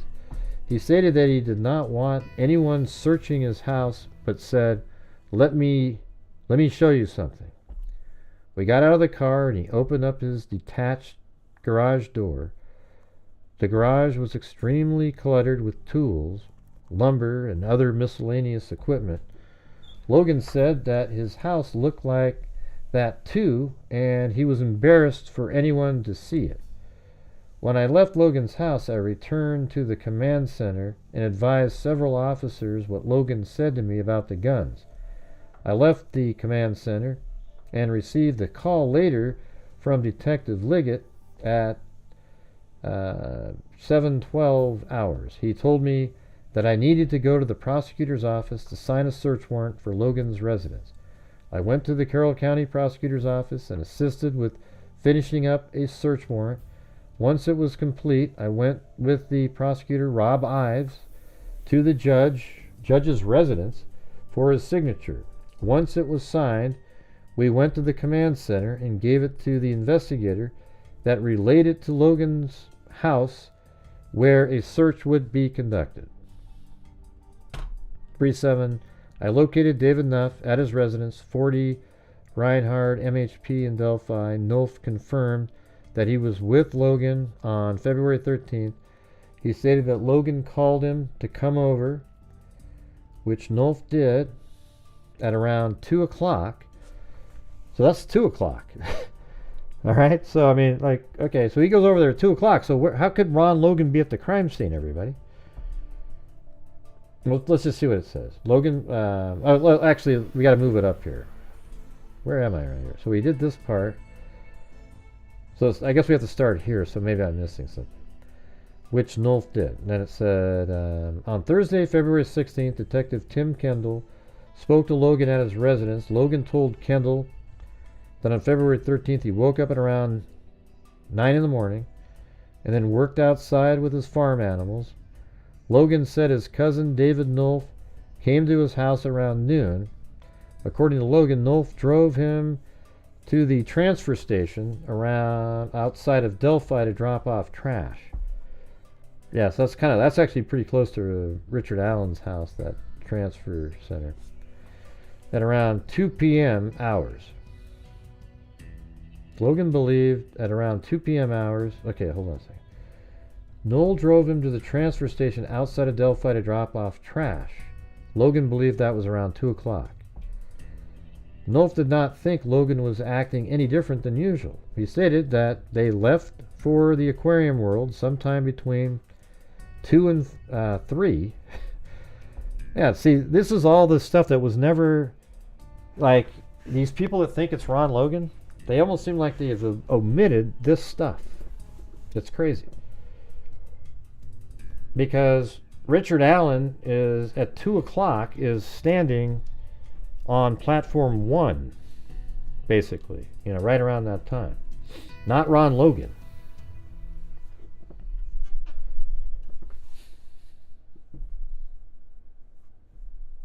Wow. You know when you've lost the crowd is when you look into the chat and somebody's talking about how somebody's boyfriend won a Lego competition.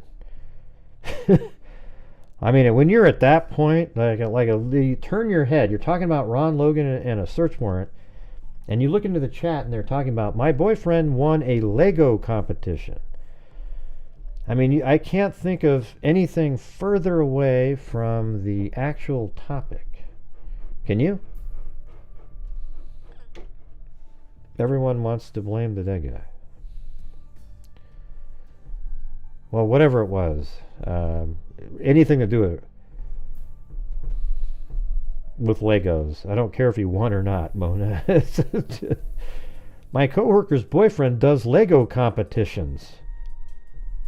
Wow. It makes me want to go analyze how we got there. Well, that's the thing. That's the thing, WNC Granny, is that page was missing intentionally. So anyways, Nolf did not think Logan was acting any different than usual. He stated that they left for Aquarium World sometime between 2 and 3 in Nolf's dark gray 2013 Chevrolet Impala. Nolf said it took them a while to find Aquarium World. Nolf advised he stayed in the car while Logan went inside. Wow, so because he did not think he would be there long. Nolf believes that Logan was inside the Aquarium World for about an hour. Yeah, because he was sitting in the car. So he actually went with him. It's true. Before he came outside. Nolf said they came back to Logan's residence without making any other stops. Nolf stayed at Logan's for a little while, helping him with his fish. Nolf conveyed that he picked up Logan on February 14th at around noon and took him to Wallman's grocery store. So that's the next day. in Delphi. He said that Logan acted normal at the time. When he brought Logan back to his house, the road was blocked by police. At that time, Logan was questioned by Detective Russell.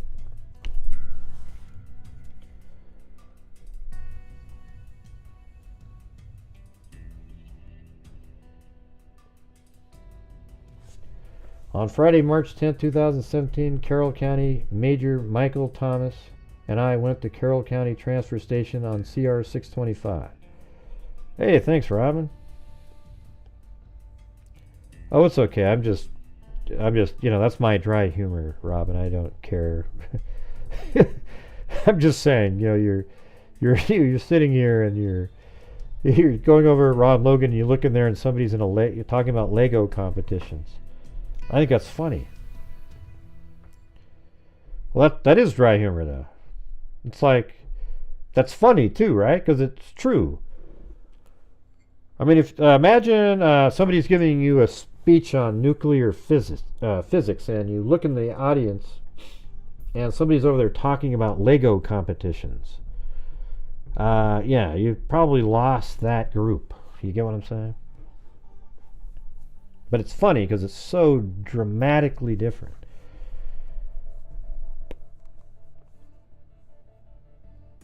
Yeah, but it still doesn't make any sense, Gummo. Anyways.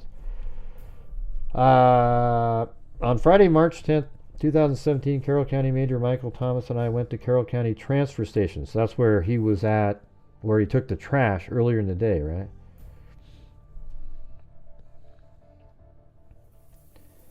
We met Kirsten Wan, who was the only full-time employee that works there. Wan was asked about Ron Logan and shown his picture. She stated that she recognized him and that he comes into the transfer station about twice a month. Wan could not advise when Logan was there last. Wan said that there is no record. Man, if you had to say when Wan like that, ooh, that would be tough.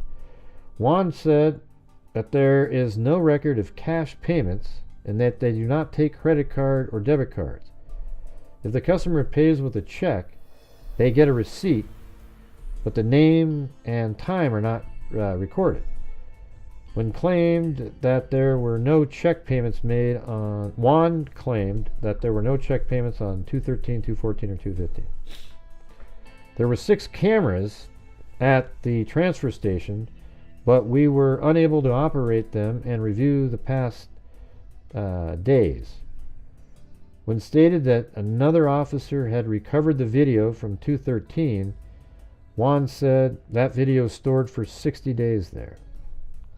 In the afternoon of 3/10, Sergeant Fred Rogers and I met Mike Thomas at the transfer station to review video. Rogers was able to operate the video system and go back to February 13th to review footage. We observed Ron Logan, I've seen still frames of that, turn into the transfer station from CR 625 West and pull into the garage at the transfer station and unload several bags of trash out of the back of his white pickup truck into the 42-yard dumpster. He arrived at the transfer station at approximately 11:58 hours and stayed about 5 minutes before he got back into the driver's seat and drove away. On 3/12, Nolf came into the command center and spoke to Sergeant Rogers and me.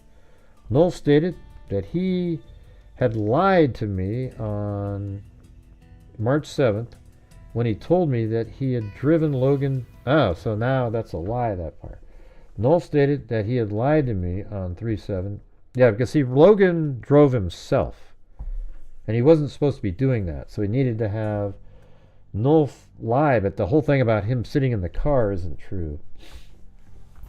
Nolf stated that he had lied to me on 3/7 when he told me that he had driven Logan to Aquarium World.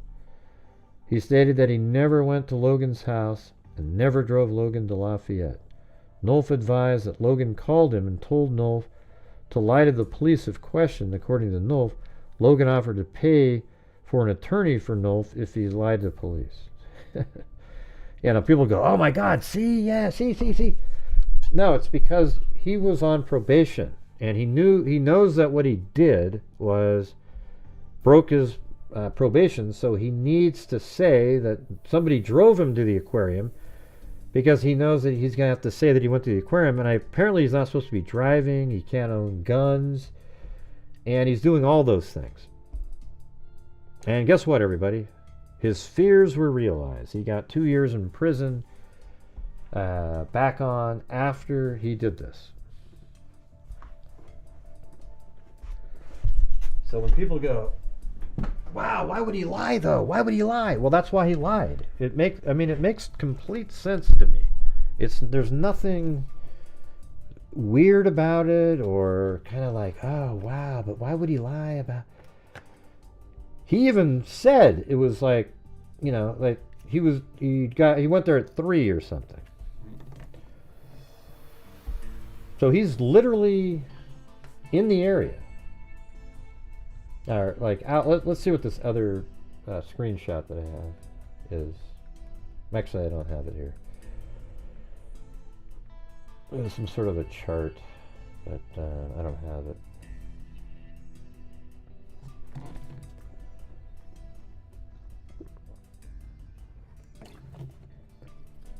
And guess what, man? After law enforcement looked into Ron Logan over and over and over again with the FBI, they found nothing. Absolutely nothing. And does anybody out there think that Ron Logan, the 77-year-old or however old he was, would be able to be slick enough to hide things from law enforcement? Like, just every single detail, it just doesn't make any sense. They would have found something in there. They found nothing. And apparently he was at the fish store.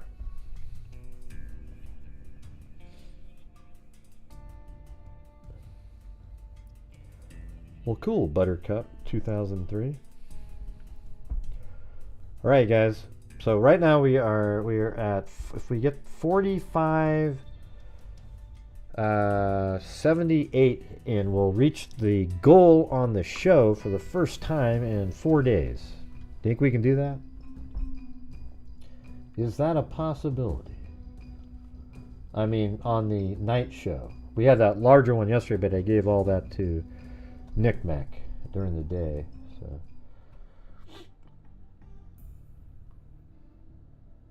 No, thank you, Marine Co. And looks like Lillian. So I guess we're really, well,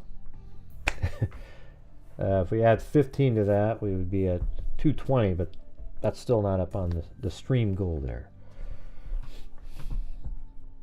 Who cares if you help search? Yeah. The property's Ron Logan's property, everybody. Let me just tell you guys right now, if you're somebody out there that's on the fence about Ron Logan, you're going to be wrong, and you're absolutely wasting your time. Okay? I'm not some paid operative or anything like that. I can just tell you that Ron Logan is absolutely not the guy in the bridge, for 100% certain that he's not the guy on the bridge. Is it possible that there's some kind of connection in the woods after that? I guess I have to say intellectually, sure, there's some shot in hell, but there is zero. They found nothing regarding Ron Logan and the crime. And there is zero evidence pointing to anybody other than Richard Allen. And the reason is because Richard Allen is the killer. Do you get it? Does that make sense?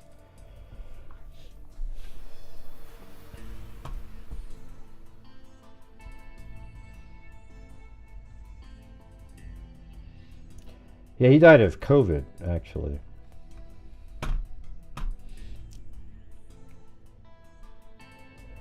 I think dying of COVID must be a shitty way to die. You know? You're just sitting there and you can't breathe. And I mean, I'm sure they make you comfortable enough where you're not really feeling stuff, but it's like, ugh.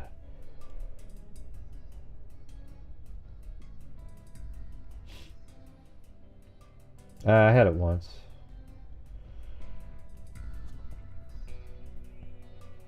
Right. Like you're alone, nobody can come in. Yeah, it just sucks. Jeez.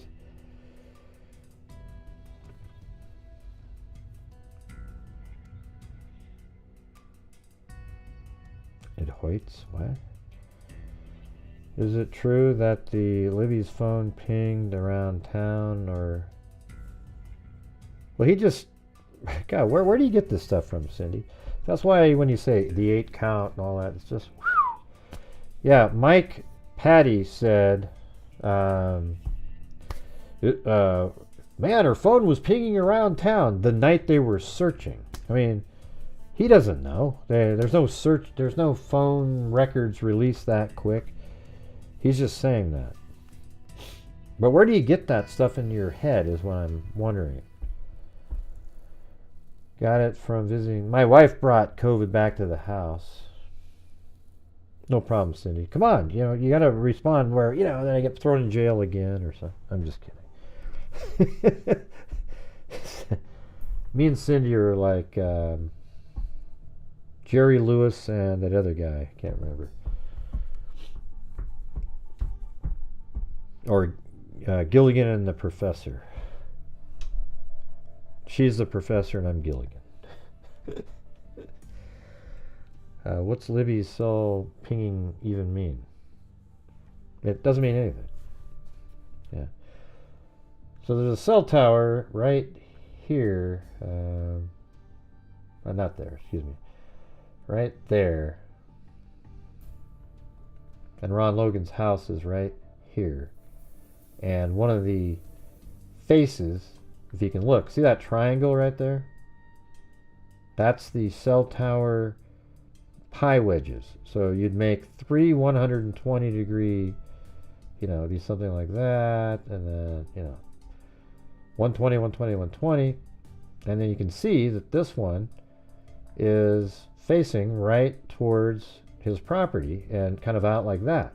So anytime he's walking around anywhere here, even at his house, it's going to ping on that face. So when law enforcement said it was consistent with him being at the crime scene. Well, I mean, this is Ron Logan's house. He lives near the crime scene.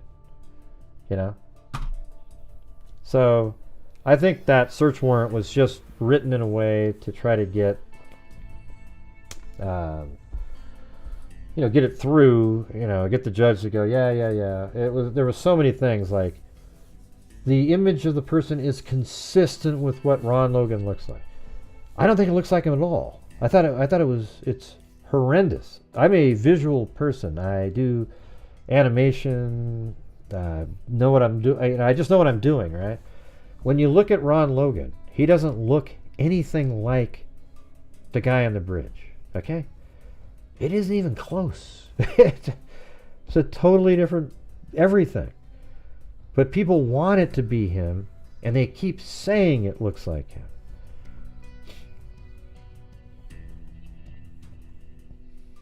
Huh? Do you remember your first symptom? Wow, we're still doing COVID, huh? Yeah, well, in the COVID thing, my wife had COVID. She took it home from the hospital. She works there. Came back, and she's a CNA over there. Came back, and she had it, and then I go, oh, God. I knew I was going to get it. And I think I took the medicine, Paxlovid, too quickly. I think when you take Paxlovid, this is just my own theory, is that you need to have been sick for a couple days where the virus is really in your system and your antibodies have really built up fighting the virus.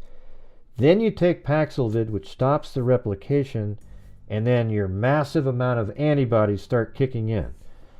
If you're I was testing every 6 hours. Oh, and then as soon as I got positive, I took some of my wife's Paxlovid. Then I bought my own dosage, or I got my own because I was positive. And I gave her back her doses, right? So I took it so fast that my antibodies weren't powerful enough to take over, and I got the rebound. I guarantee, I mean, I don't know, I'm not a scientist or a doctor, but I think that is a real, my dad actually is a doctor, and he goes, you know, that sounds pretty plausible. So I think if you take it too quickly, it doesn't fight. So did anybody hear what I said, you guys? If we can get to that goal tonight, we've only got 45 more to go.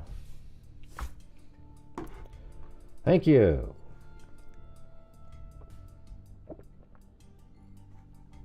Yeah, Paxlovid works amazing. It stops the replication of the virus.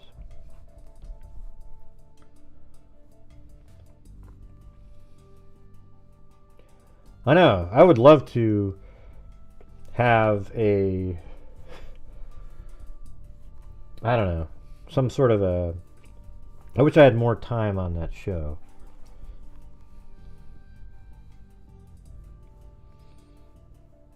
Yeah, you just got lucky, Marie. There's no protection against catching COVID. Just luck. Yeah. That has nothing to do with, well, I eat great foods and I'm so much more healthy. It has nothing to do with that.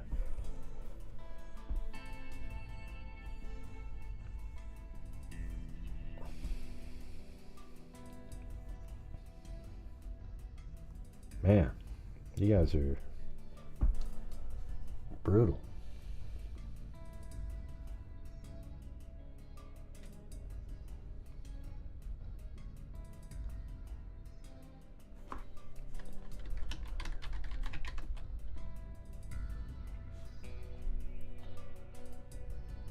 And if you're still out there, Tanya, oh, he never did that. I watched the videos, assuming you were talking about him, and there's nothing. He didn't do anything like that at all. He did absolutely nothing. And if you have it, send me the video with the timestamp, but I never saw anything like that.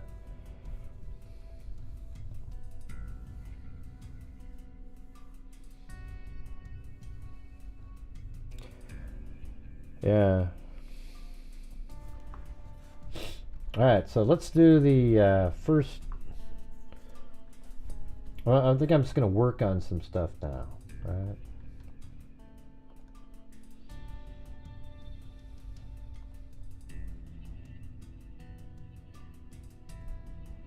Yeah, I've got all the COVID shots and boosters and everything like that. And, you know, all it really does is help you fight the virus when you catch it. That's it. It doesn't help you. You don't not catch it.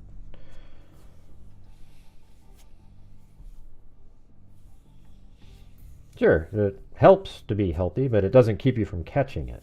You know, you just didn't get exposed. Like I have a friend that just caught it for the first time just yesterday. You know, so there's people out there that just got lucky. You know, if you take the right precautions, like if you work at a hospital, you wear a mask, or you know, you don't hang around a shit ton of people all the time. And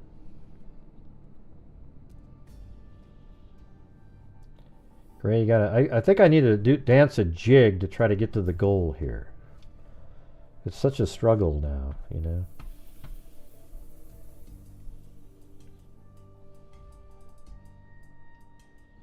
Yeah, see, like One Sly Angel, that's just pure luck. Yeah, nobody can not catch it if you're exposed to it. It's not like these people have super antibodies and it just wipes it out just randomly because you just, like if you inhale, you're gonna catch it. But some people fight it off easily and they have almost no symptoms, right?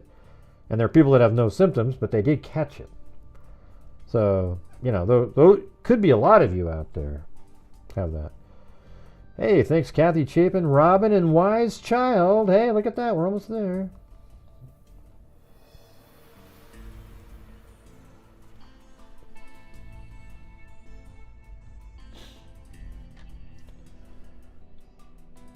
Okay, I'm going to have to turn this off. I've got to open up the Hey, what do you think of my Paxlovid theory, though, J-Case? What do you think of that? Like, I didn't let my antibodies build up at all. So, yeah, it stopped the replication. But any lingering antibodies or COVID virus was absolutely just took over again because there was no antibodies because I didn't let my body build it up. Hey, wow. Hey, thanks Tina Williams, Kathy Chapin, Robin, Wise Child, Paulette Leonard, and Callie Gal 3. Hey, I haven't seen you in a while. Have you been watching some of these crazy shows we've been having? Did you watch the special that I was on? The documentary or whatever the hell you want to call that? Just want to see if you watched it, Caligal 3. Well, hell, I might have to donate another 5 memberships here in a minute. Yeah, that's exactly right, Jay. So I think 36 hours is exactly enough to where you're kind of feeling sick, you're, you know, achy a little bit, and boom. I heard about it. It was great. Well, how do you know it was great if you only heard about it? Come on, man. All right. Well, look at that. We just hit the number where I donate 5 memberships. Even though I've already done 5. AG1 delivers the support you need.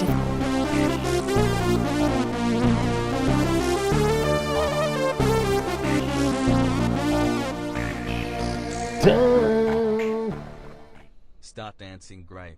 XOXO. There we go. Just make sure you stay a member after. It's really cheap too. It's $1.99 a month. These cost $5 when you do this. When you buy the membership, it's $5 a membership. But when you stay, it's only $1.99. It's kind of slowly doing it. Did it not work? Did it work? Oh, there you go. All right.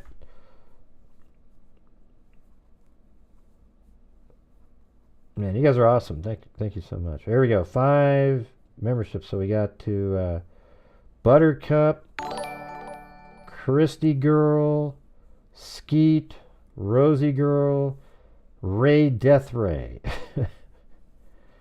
Yeah. All right, there you go. And welcome, everybody. Good having you around.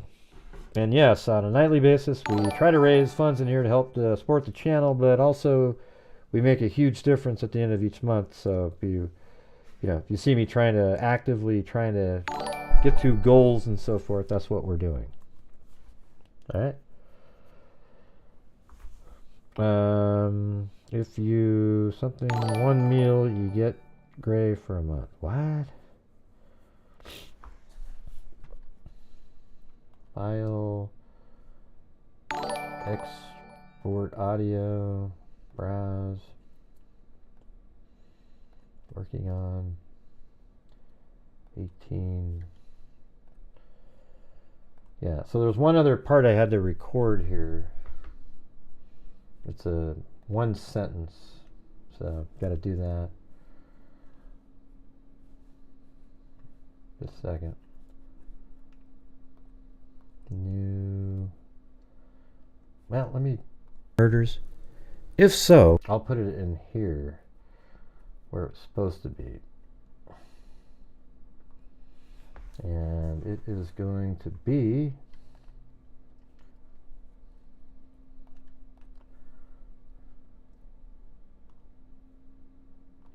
Wasn't it 18? 218. Allen notes. And the phrase was, the following information is purely speculation based on circumstantial and observational information. Doesn't that sound good? No, Grant. I would have said, okay, all right, good for you. All right, here we go. Just a second. The following information is purely speculation based on circumstantial and observational information. I guess observational information is circumstantial information. The following information is purely speculation based on, what is it? Visual, what should I put on there? What do you think? Visual, because I'm going to be talking now about the photographs of the daughter and also the image sequence that we showed the other day, where you show the, well, it has the audio of Rick and also all those images that I put on the screen.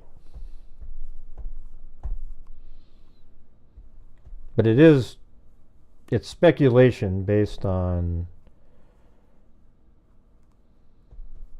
let's see. I won't even use the word circumstantial in there. Just something like on observational, how about just audio on audio and visual? How about audio and visual circumstantial? That's good. Circumstantial evidence. I just want to make sure that everyone knows I'm just speculating on this part. Right? Alright, so here we go. The following information is purely speculation based on audio and visual circumstantial evidence. Alright, so if I take that, now let's see, where are we at? I gotta zoom out. Oh god, is it frozen? Frozen again? Jesus. You guys, this thing is, what's going on with this thing? Sound editor is not responding. Oh, there we go. Glad I waited. So I say that right before it says Richard Allen. Is that what this is? I believe Richard Allen. No, Allen is the sole killer of Abby and Libby, and at the very least involved him, that it was a false confession. Let me know in the comments section. Richard Allen has a daughter that resembles Libby. All right, there we go. So if we move this, God, what happened to the? Oh, you gotta stop it. There we go. So move that over here, there, right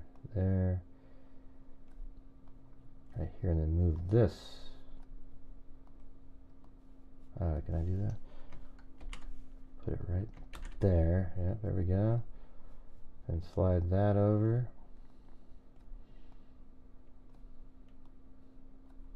Oops. Oh, that worked. 1, 2, 3, 4. All right, let's see how that goes. Session. Let me know in the comments section.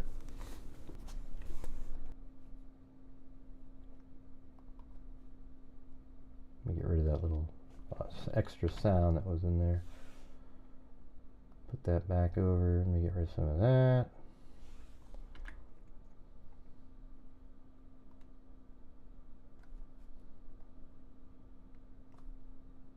I know it's really quiet, but that's what it's going to sound like.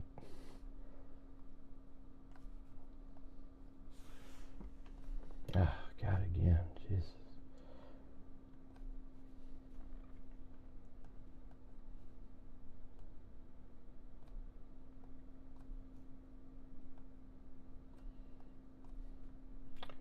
Yeah, there's going to be some information in Mercedes Vega case coming up pretty soon. Thank God. He come forward to further assist the police. Surely, by this time, Richard Allen knew that he was parked at the... Alright.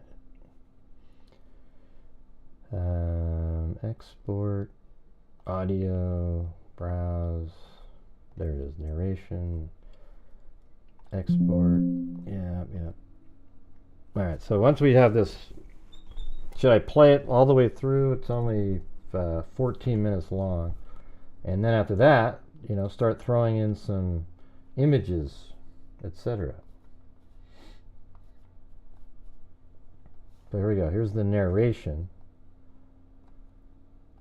So you could be like, it'd be.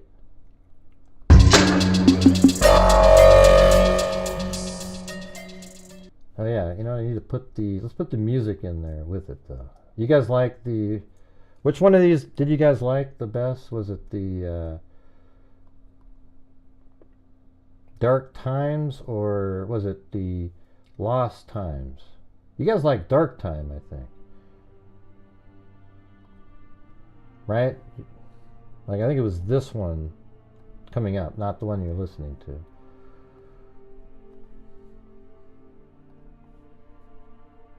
I think it's this one right here. Just a second. On February 13th, 2017, Abigail Williams. That one? I think that's the one you guys said yesterday.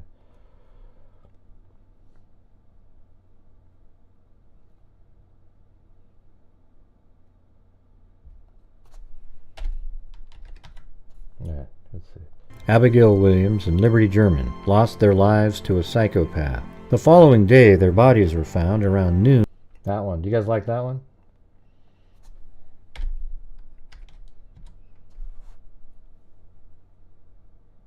Yeah, I've got Dark Times. That's the one I'm using. Let me zoom in here and get 2017. Does it start right at the bat? On February 13th, 2000. Let me get rid of that little weird.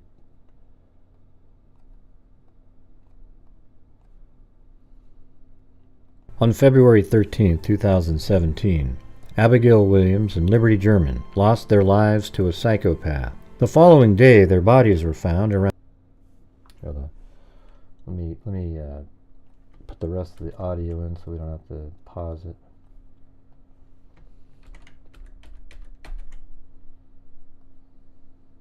Right.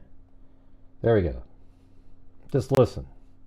I guess while I'm playing it. 2017. Abigail Williams and Liberty German lost their lives to a psychopath. The following day, their bodies were found around noon on the north side of Deer Creek, below and to the north of the Monon High Bridge. The man arrested for the murders, named Richard Allen, worked at the CVS pharmacy in Delphi, Indiana, as a clerk. Obviously, many people in this small town of around 3,000 people were aware of who Richard Allen was. Richard Allen lived 1.3 miles from the crime scene in a medium-sized home at 1967 Whiteman Drive in Delphi, Indiana. Richard Allen called the tip line around the time of the murders after February 13, 2017. He likely made contact to get ahead of the situation after seeing an image of the suspect or himself released by law enforcement. Richard Allen also saw 3 juvenile girls on the day of the murders upon entering the trails and thought he might be recognized by one of them. After calling the tip line, he met with Conservation Officer Dan Doolin. Richard Allen told Dan Doolin that he was on the trails between 1:30 and 3:30. He said that he parked at the old Farm Bureau building, which law enforcement believes is the abandoned CPS building, as there is no old Farm Bureau building anywhere close to the trails or bridges. He then walked to the new Freedom Bridge, which is roughly 300 yards directly south of the abandoned CPS building. While on the trail just east of the Freedom Bridge, he saw 3 female juveniles.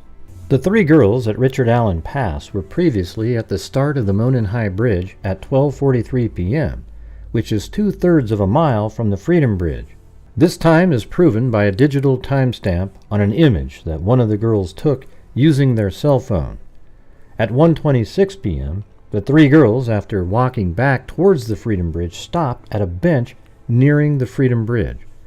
One of the girls took another digital image, which was verified by digital timestamp. None of the 3 girls reported seeing a person resembling Richard Allen during this 43-minute time period from 12:43 p.m. at the High Bridge and to 1:26 p.m. at the bench. At 1:28 p.m., the Hoosier Harvest Store surveillance camera picked up a vehicle matching Richard Allen's black 2016 Ford Focus coming from the east. This surveillance footage corroborates Richard Allen's stated arrival time to the abandoned CPS building at around 1:30 p.m., which is stated in his original interview with Dan Doolin. Close. The three girls then continued from the bench towards the Freedom Bridge. Just prior to reaching the Freedom Bridge, they reported seeing a man heading towards them entering the trail coming from the Freedom Bridge, which is exactly at the same time that Richard Allen would be expected to enter the trail, and exactly what Richard Allen told Dan Doolin. All three girls had described the suspect consistently with what Richard Allen claimed to be wearing in an October 13, 2022 interview, where he stated he was wearing blue jeans and a blue or black Carhartt jacket with a hood on that day. He also stated he wore some type of head covering. Richard Allen also admits to seeing three girls upon entering the trail. This circumstantial evidence indicates without reasonable doubt that the man the three girls saw is Richard Allen. Richard Allen states that he then walked to the Monon High Bridge. Richard Allen likely arrived at the Monon High Bridge around 1:45 p.m., given the walk time of around 13 minutes from the Freedom Bridge to the Monon High Bridge. An individual named Betsy Blair parked her car around 1:46 p.m. across from the Mears property, which is a small parking area. Betsy Blair then walked to the Monon High Bridge, where she saw a man standing on Platform 1. She would have arrived there around 1:53 p.m., which is only 8 minutes after Richard Allen arrived there.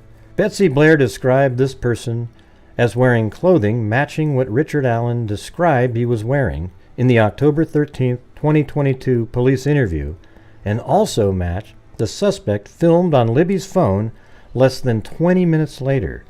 Betsy Blair stated she saw this man on Platform 1. Again, in the October 13, 2022 police interview, Richard Allen states he walked out to Platform 1 on the bridge. This statement and the timing further corroborate that this individual is Richard Allen. Betsy Blair then continued her walk, heading towards the Freedom Bridge. When halfway between the High Bridge and the parking area across from the Mears property, she passed two girls that she believed were the victims, Abby and Libby. They were both dropped off at 1:49 p.m., just 2 minutes after Betsy Blair arrived at the parking area. This timing backs up Betsy Blair's sighting. After Betsy passes Abby and Libby, there is no other person between Abby and Libby and Richard Allen. Abby and Libby are heading right towards Richard Allen. Richard Allen then likely passed Abby and Libby, heading in the direction of the Freedom Bridge, waiting and watching just out of sight of the girls. Abby and Libby reached the bridge around 2 p.m. The digital images were uploaded to Snapchat from Libby's phone shortly after. One was a black and white image of the bridge facing southeast, and no other persons are visible in this image. The second image was taken at 2:07 p.m. on the northwest portion of the bridge from Platform 3, and shows Abby walking southeast towards the camera, and no other persons are visible in this image as well. At 2:13 p.m., just 6 minutes after the photograph of Abby on the bridge, the person, Richard Allen, that the three girls and Betsy Blair saw is captured on video by Liberty German's cell phone heading towards Abby and Libby on the southeast end of the bridge. Audio can be heard of Abby mentioning a gun and the suspect, Richard Allen, ordering the girls down the hill. Abby and Libby were found murdered the following day around noon, only 165 yards from where the suspect, Richard Allen, pulled out a gun and told the girls to go down the hill. A .40 caliber bullet was recovered from the crime scene that matched the extraction marks on bullets ejected from a .226 Sig Sauer that Richard Allen owned, thus corroborating that Richard Allen did have his gun and used it to force the girls down the hill. It also indicates that he was at the crime scene. When Abby is heard mentioning the gun, law enforcement believes they can hear a click of the gun. Is this the bullet being chambered? Did Richard Allen then eject the bullet later to clear the chamber while at the crime scene? Could he just not find the bullet because of the branches and leaves? Let me know what you think in the comments section. In the previously mentioned October 13, 2022 interview, Richard Allen changed his timeline to arriving at the trails at around noon and leaving at 1:30. This catches Richard Allen in a verifiable lie. The three girls saw Richard Allen entering the trails just as Richard Allen had claimed to Dan Doolin in 2017. The timestamp of 1:26 on the digital image at the bench and the Hoosier Harvestor camera showing his vehicle heading west towards the abandoned CPS building at 1:28 p.m. verify that Richard Allen was arriving at 1:30 p.m., not leaving. Richard Allen never came forward after the 2019 press conference when Doug Carter asked if anyone knew who the driver of the vehicle parked at the abandoned CPS building was. Richard Allen's defense team claims that he was trying to help assist the police in solving the case when he came forward in February of 2017. Based on the Hoosier Harvestor camera and the timing of him passing the three girls, the vehicle parked at the abandoned CPS building was Richard Allen's vehicle. Why didn't he come forward to further assist the police? Surely by this time Richard Allen knew that he was parked at the abandoned CPS building and not the old Farm Bureau building. On October 13, 2022, he stated he parked his car on the side of an old building, not the old Farm Bureau building. Richard Allen confessed to his mother and wife during a prison phone call. He has also confessed to other individuals not yet mentioned. His wife, knowing how damaging it was, hung up the phone and quickly contacted Richard Allen's attorneys. Then, as if by divine intervention, Richard Allen suddenly lost his mental faculties and began chewing on legal documents and drooling on his shirt. Then Allen, through his defense team, began claiming that Richard Allen's decline came from his treatment while in prison. Prior to the confessions, however, there were no mentions of any issues that Richard Allen was having. Do you think Richard Allen's attorneys convinced him to act crazy after he confessed so that they could claim that it was a false confession? Let me know in the comments section. The following information is purely speculation based on audio and visual circumstantial evidence. Richard Allen has a daughter that resembles Libby physically. His daughter got engaged less than 3 months before the murders. There are two concerning images regarding his daughter. In one image, she is lying on a bed wearing one of Abby and Libby's memorial tie-dye shirts. In the other image, the daughter is sitting on the bridge, posing in a similar angled shot as the black and white image Libby took of the full length of the bridge just prior to the murders. Was his daughter's engagement the stressor that led to the murders? If so, what was the stress about regarding his daughter? The person referred to as the bridge guy is Richard Allen, based on the evidence presented above. But let's try and further corroborate this by listening to his voice and comparing his physical characteristics to the video and audio of the suspect released by law enforcement. I believe Richard Allen is the sole killer of that. So that's where I'd be bringing up this, coming over here and doing this part. Reck. Guys. Reck. Cable snap. Reck. Guys. There's the word shark coming up. Guys. Reck. Cable snap. Guys. There's the word shark coming up. Reck. Guys. Reck. Guys. Reck. Reck. Reck. Guys. Cable I think that Rick sounds really similar. snap. Reck. Guys. And this is where I would actually be talking during this, so I would just say, yeah, I mean, look at this. Shoulder exactly at the right height there. Even the hand in the pocket right there. You can see the hand in the pocket, same height, elbow, everything. Looks like his hand's almost in that same pocket right there. Everything. Boom. Same, got the... You guys, that's him. Okay, let's not kid around. There's the wheelchair coming up. Guys. Guys. Guys.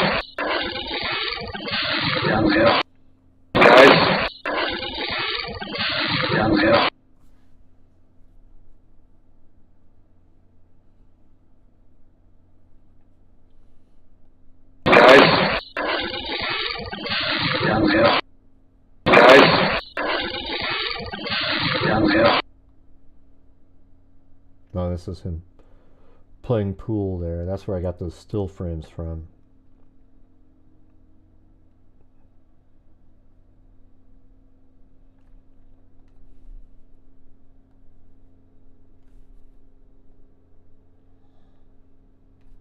Yeah, I don't probably need that for anything.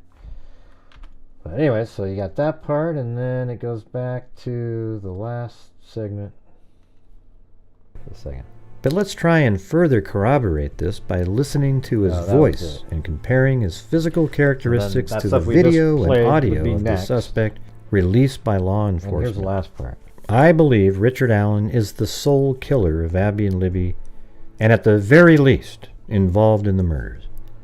I also believe that the prosecution has a mountain of evidence against Richard Allen that the public isn't aware of nor seen yet. The defense team is aware of this information and doing everything they can to muck up the case and get evidence thrown out. The memo in support of the Franks hearing, also known as the Odin document, was an attempt to put out a counter-narrative to the public and also to a lesser degree to try and get the search warrant thrown out that led to some of the damaging information that the defense doesn't want the public to see. The defense team will never share any of the damning information with their podcast friends and supporters. Thank you very much for watching. Please leave me a comment in the comments section and let me know what you think. Yeah, so I just got to fill in all the images and everything. What do you guys think of that? I'm going to put all the images in and, you know, be moving around, kind of like I was doing on some of the parts with the mouse and everything. But I think it should be pretty good. I think that's it. There you go.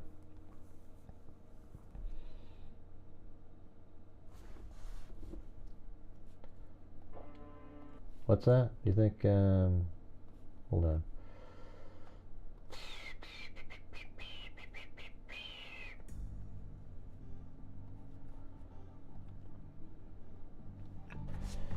I don't know.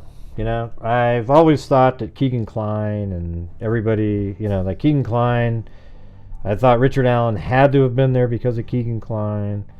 You know, I don't know now, you know. It's shocking if he's not, but, you know, we've seen other cases with shocking coincidences, and that's exactly what this could be. It could just be absolutely that, you know, Keegan Kline was just throwing law enforcement on a wild goose chase for years, and it just so happens during part of the goose chase time, you know, Richard Allen shows up somehow. You know what? Here's one of the things, though. It's, you know, when I think about it, it's something I've always said throughout all the years I've been covering this case. It's the coincidence of the timing of, so if it was a planned murder and he knew who was going to be there, like let's say he went specifically for to me it seems like it's Abby and Libby, though. Like he went there for Libby. You know, maybe he had a different way to get there. But one of the elements that puts it in the favor of it being random, in that he was hunting, waiting for his victims to fall into his trap, is how lucky it was. You know, like it's just, there's nobody in front of them and there's nobody behind them, and there it is. That seems more like a person waiting.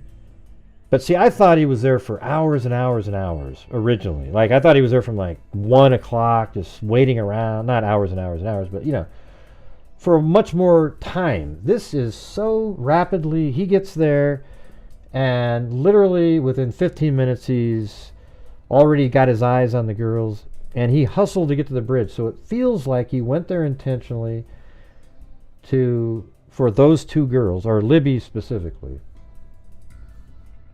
But man, he just got absolutely lucky as hell that there weren't other people on the bridge, etc. But if you're hunting, it's not lucky. It's just you wouldn't have caught anything that day. You would have waited. Okay, that didn't work. Next time you come, okay, ooh, here we go. And now it's a time where there's nobody in front of, no one behind, right? You're not lucky on when you're hunting. You're just waiting for the right opportunity. This, though, if he went there intentionally for Libby, it's pure luck that there was nobody out in front of him or behind. You get it? Yeah, so that's where it's kind of like this weird thing, but he was only there for 15 minutes. I mean, that in itself is extremely lucky. If he was there randomly hunting, that two victims just fell right into that trap. But regardless, it's lucky if he did go there specifically for Libby that there was nobody in front of them on that bridge. You know, like Cheyenne, a woman named Cheyenne, I don't even know if maybe she'll be at the trial and talk about how she didn't see anything or whatever, but she was on the bridge at like from 3 to 3:30. I mean, she was walking around out there. Would they have been the victim had Richard Allen got there later? And the thing is the Richard Allen, the Libby angle, you know, that's where it sort of matches the daughter angle also, where the daughter looks similar, wears the Libby Nabby tie-dye shirt, and then there's a photograph of them sitting on the bridge, the full length of the bridge, that looks similar to the black and white image that Libby took.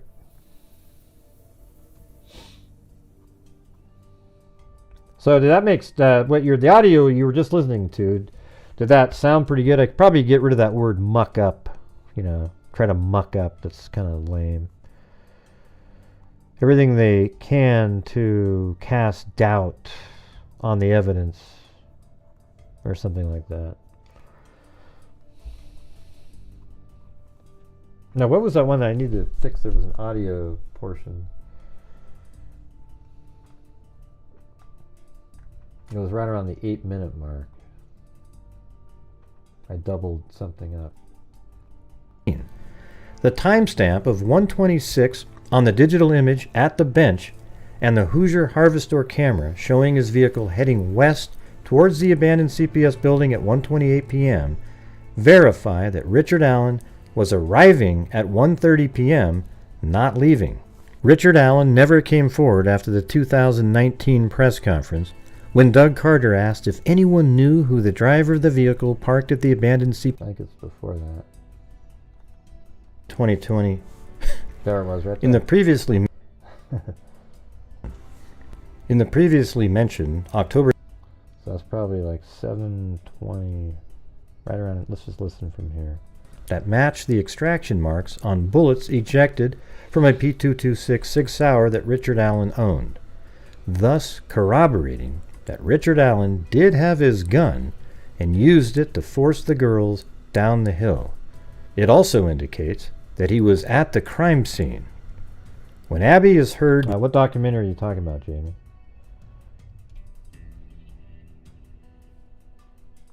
That matched the extraction marks on bullets ejected... This is the one we're doing right here?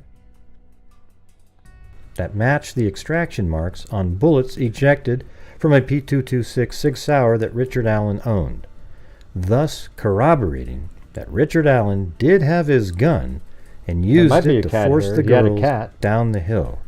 It also indicates that he was at the crime scene. When Abby is heard mentioning the gun, law enforcement believes they can hear a click of the gun. Is this the bullet being chambered? Did Richard Allen then eject the bullet later to clear the chamber while at the crime scene? Could he just not find the bullet because of the branches and leaves? Let me know what you think in the comments section. In the previously mentioned October 13, 2020, there it was, 2020. I just kept saying it. I couldn't stop saying it. It was weird. All right, hold on. In the previously mentioned October 13, 2020, 2020, Jesus, it was like, all right. Alright, now I don't have that in there anymore. But, of course, at that point, you have to slide everything back over again.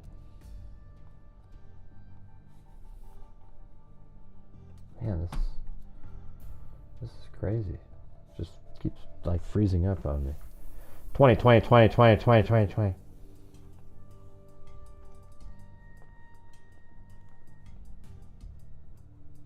Which documentary are you talking about, Jamie?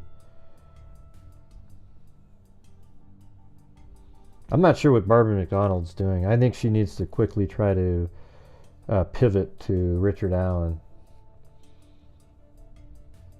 But they'll find a way to do it smoothly where everybody goes, hey, great job, you guys. Yeah.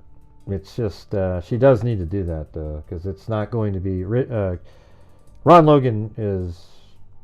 You know, in some way, I mean, even though Ron Logan's not a likable person, you feel bad because he's not here to defend himself, so everybody's piling on somebody who had nothing to do with it. In the previously mentioned October 13th, and here's the thing, everybody, if it turns out there was some wild crap and it's some other shit, I'm just going by the probable cause stuff, and it makes sense to me. I can't, there's nothing pointing to anything right now, but you know, it'll suck you know, if it turns out it is some Odinist or some shit, because there's no evidence pointing to that at all. Zero. So in the previous, or like in the previously mentioned, I could see him being found like having a hung jury, because the same idiots that are on social media would actually be on the jury. In the previously mentioned October 13th 2022 interview, Richard Allen changed his timeline to arriving at the trails at around noon. And okay, so I think I have to slide over. Yeah, there we go. That needs to be moved over again. I'm going to put this through a processor that cleans up the audio. Too much clicking and clacking of my mouth.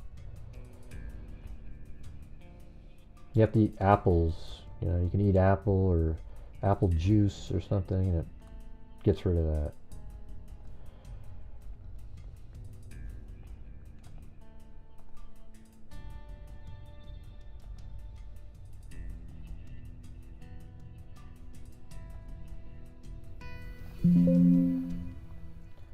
And that'll automatically change in here because that's linked to it.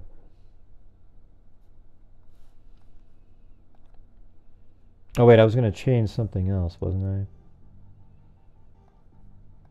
It was something about, yeah, getting rid of the muck part. Let's fix that. Can you answer what question? Do the defense get every bit of evidence, or can... I mean, you know, they get everything under discovery. I'm not sure if there's some things that they don't get. I don't know. I don't know exactly how that works. I think the defense team has seen. I think the confessions are incredibly damning. And there's not just the one to the mother and daughter, right? Because remember how people said there's been 5 or 6 confessions? It's the other people, too. Not just, I mean, not the father, mother and wife. So there's multiple other people.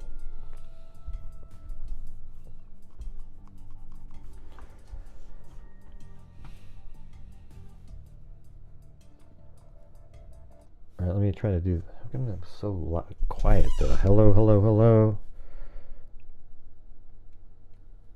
Testing, testing, testing. So this part says, what do you guys think? Let's maybe you guys can help on this part right here, where I say, no, it's down here. The defense team is aware of this information and doing everything they can. The word muck is stupid there. Can to, I think it's like cast doubt on, see, everything they can to cast doubt on the prosecution's evidence they can to cast doubt on prosecution's evidence and get elements thrown out, I guess. How about that? Does that sound better? I'll just do this whole last one again. Let's see, hold on. Alright, here we go. Is everything good?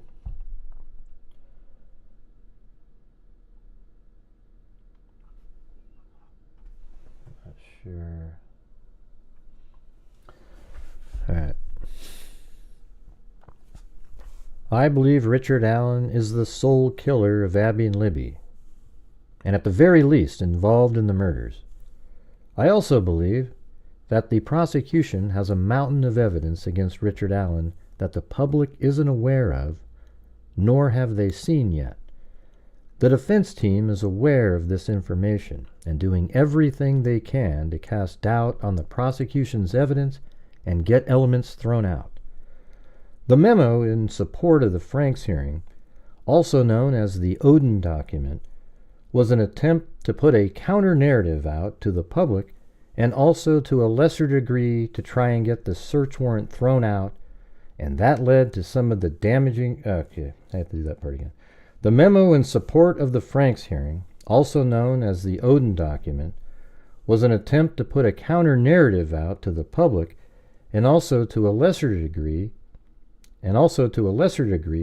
to try and get the search warrant thrown out that led to some of the damaging information that the defense doesn't want the public to see. The defense will not share any of the damning information with their podcast friends and supporters. All right, there you go. What did that say right there? Oh, it lost a portion? It lost a segment in there. It said it right there. What the hell? You guys are... shit. Guess I'll have to do it again. Guys ready? Maybe I'll just do a little bit at a time.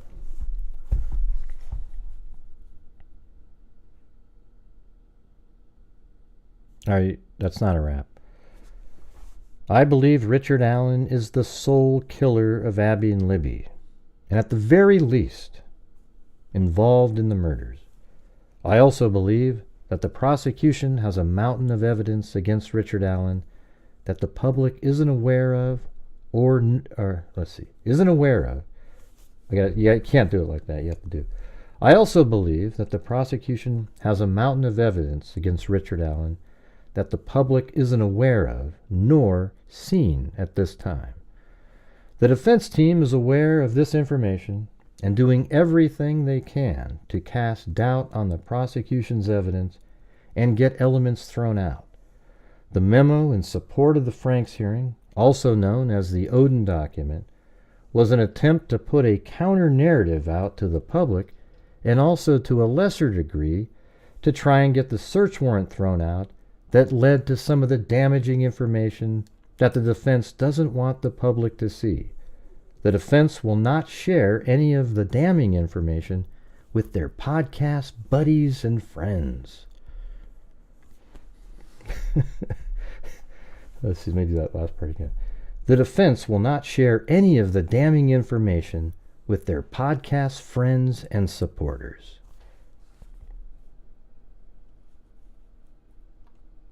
God, it looks like it screwed up again.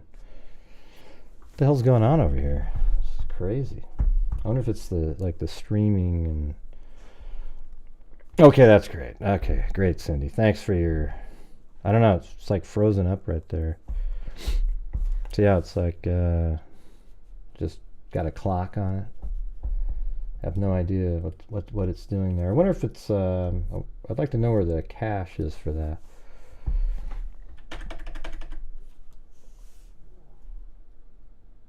Okay, did that work? Or, so look at that. It cut out that crap again. Look at that. I'll just do this later. Not even sure what this is. What is this thing? Dropouts.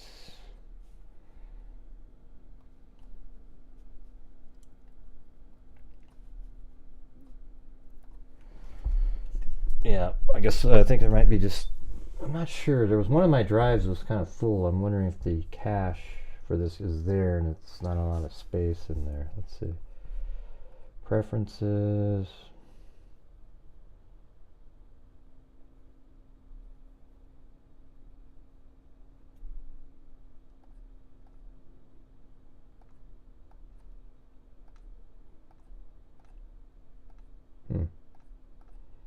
Warnings. Don't know. I don't know, we'll find out later. Who are you talking about, Cindy? Nobody even knows what you're talking about. It's amazing. It's just like... no, seriously, Gray, for the... No, seriously, Gray, thanks for the intellectuality. Intellectuality?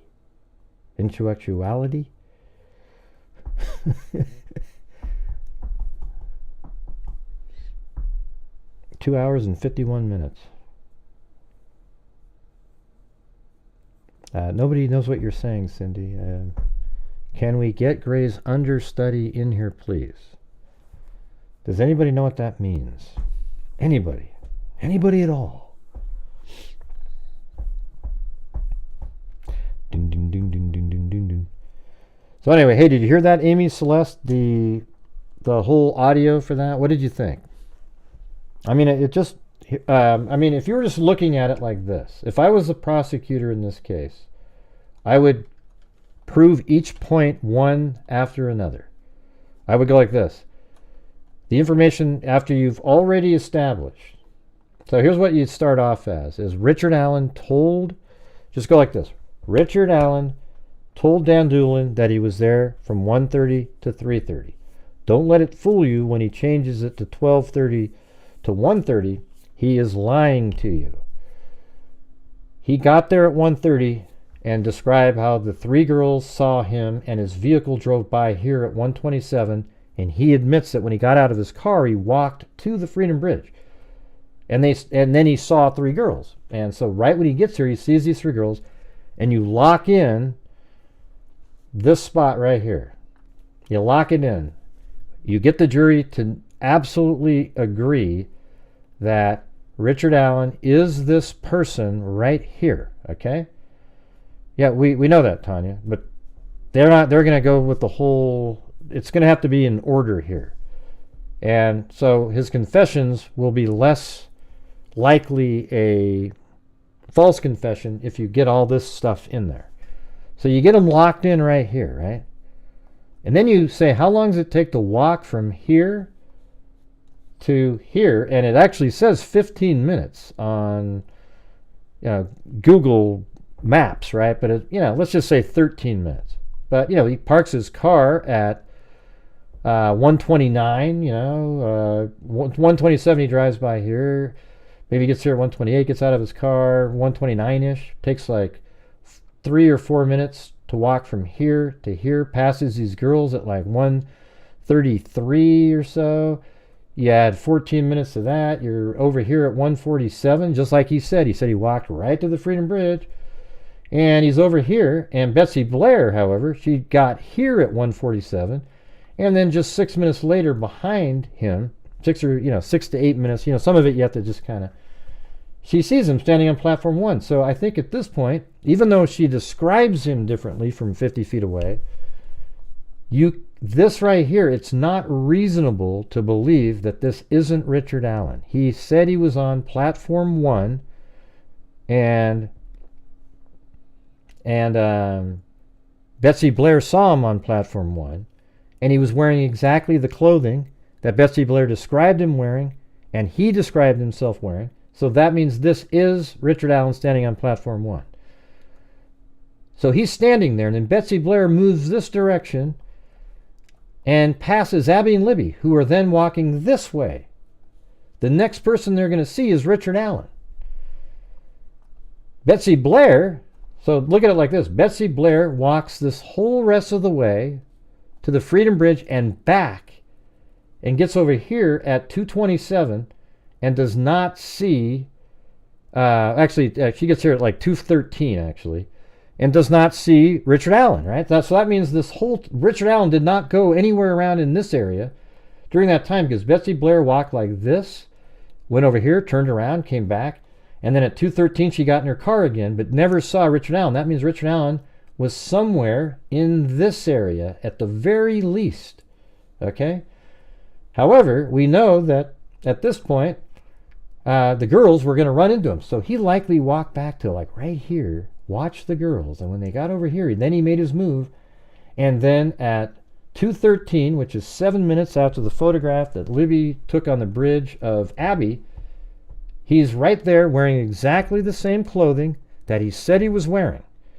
I don't know how these clowns out there on the internet don't see this. This is absolutely a slam dunk, nailed in here. If you're too stupid to understand how even though, yes, it's all circumstantial, etc., etc., etc., circumstantial evidence is powerful information. This right here locks this in.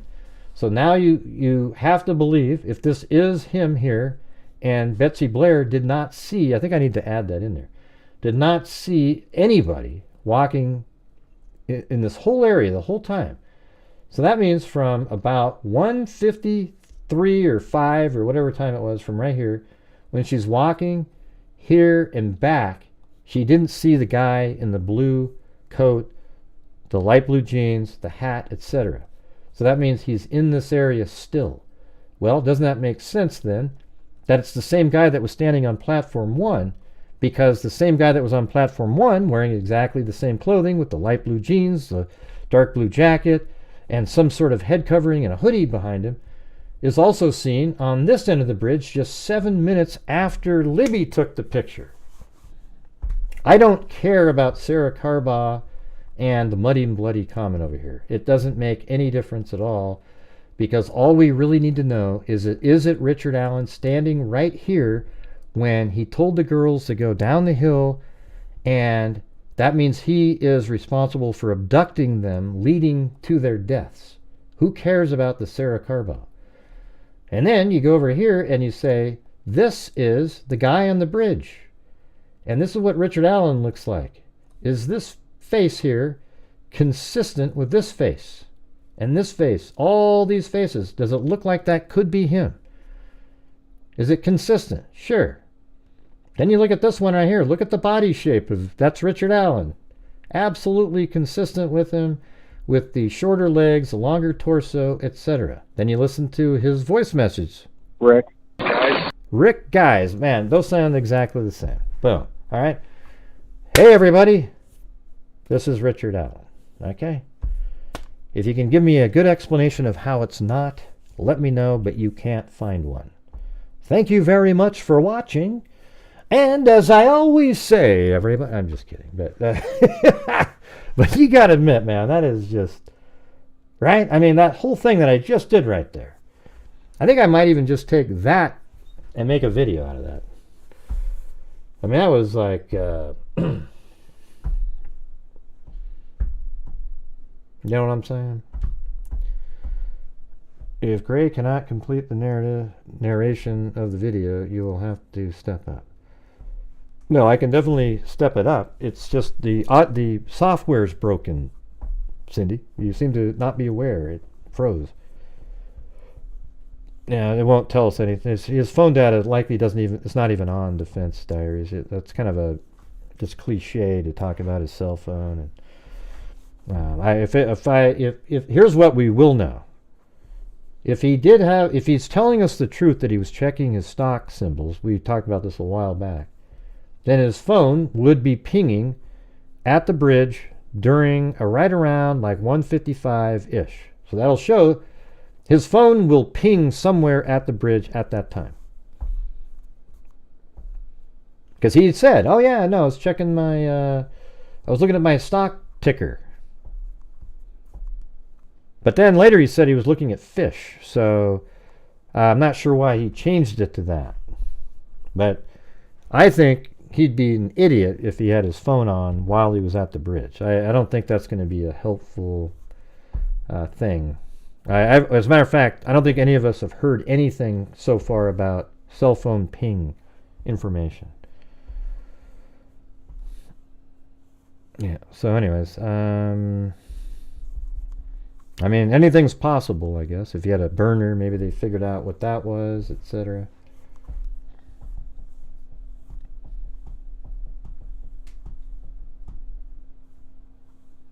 No, we don't know.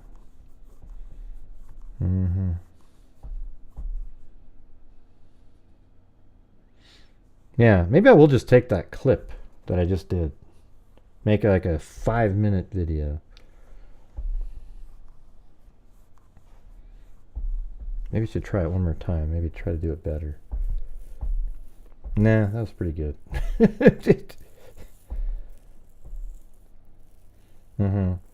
Yeah, right, because he said, that's what I was thinking in my head, was the second time he just said, oh, I was looking at fish, because he realized that, if he remembered what he said back years before, that he was looking at a stock ticker, that would mean that his phone should have pinged there, but he realized it wouldn't.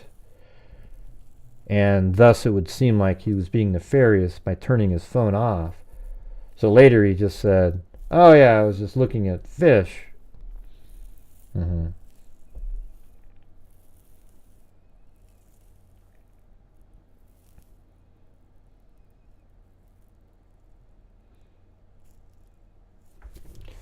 Yeah, it's just a lot of editing, Right. Anyways, all right, you guys. Well, thank you very much for being here tonight. Hope you got something out of the show. Hope you thought it was at least mildly interesting. I know we branched off into talking about building things with Legos, but, other than that,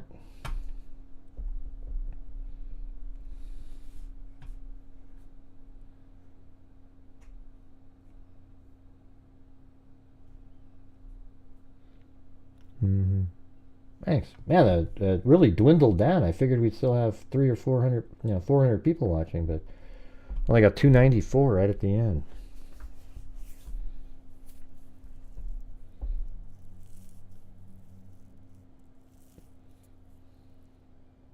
Yep.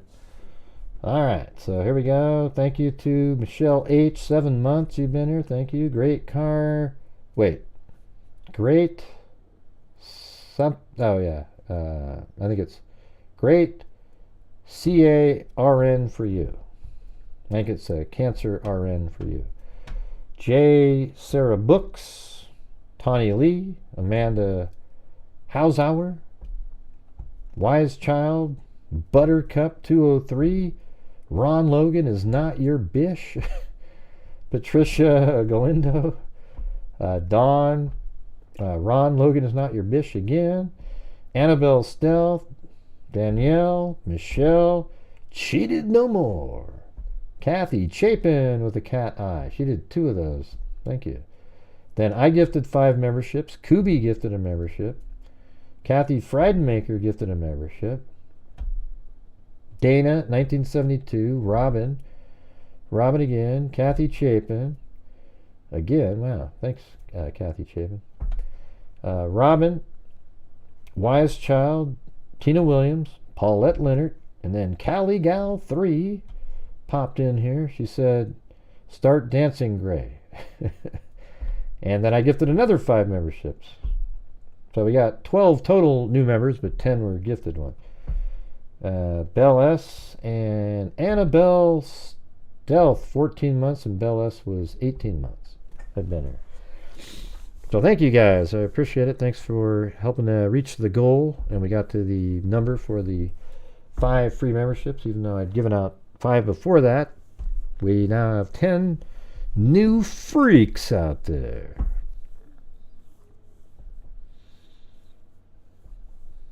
Well,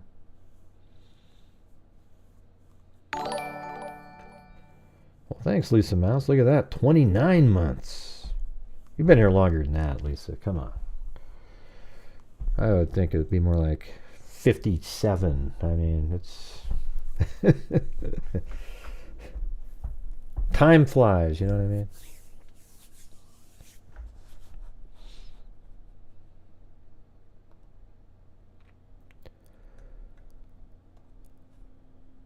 Oh, look at poor Blue just staring.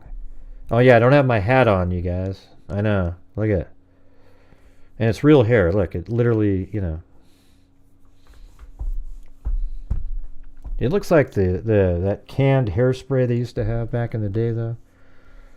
Yeah, a little bit, where you get the spray paint out and you make it look like you have hair.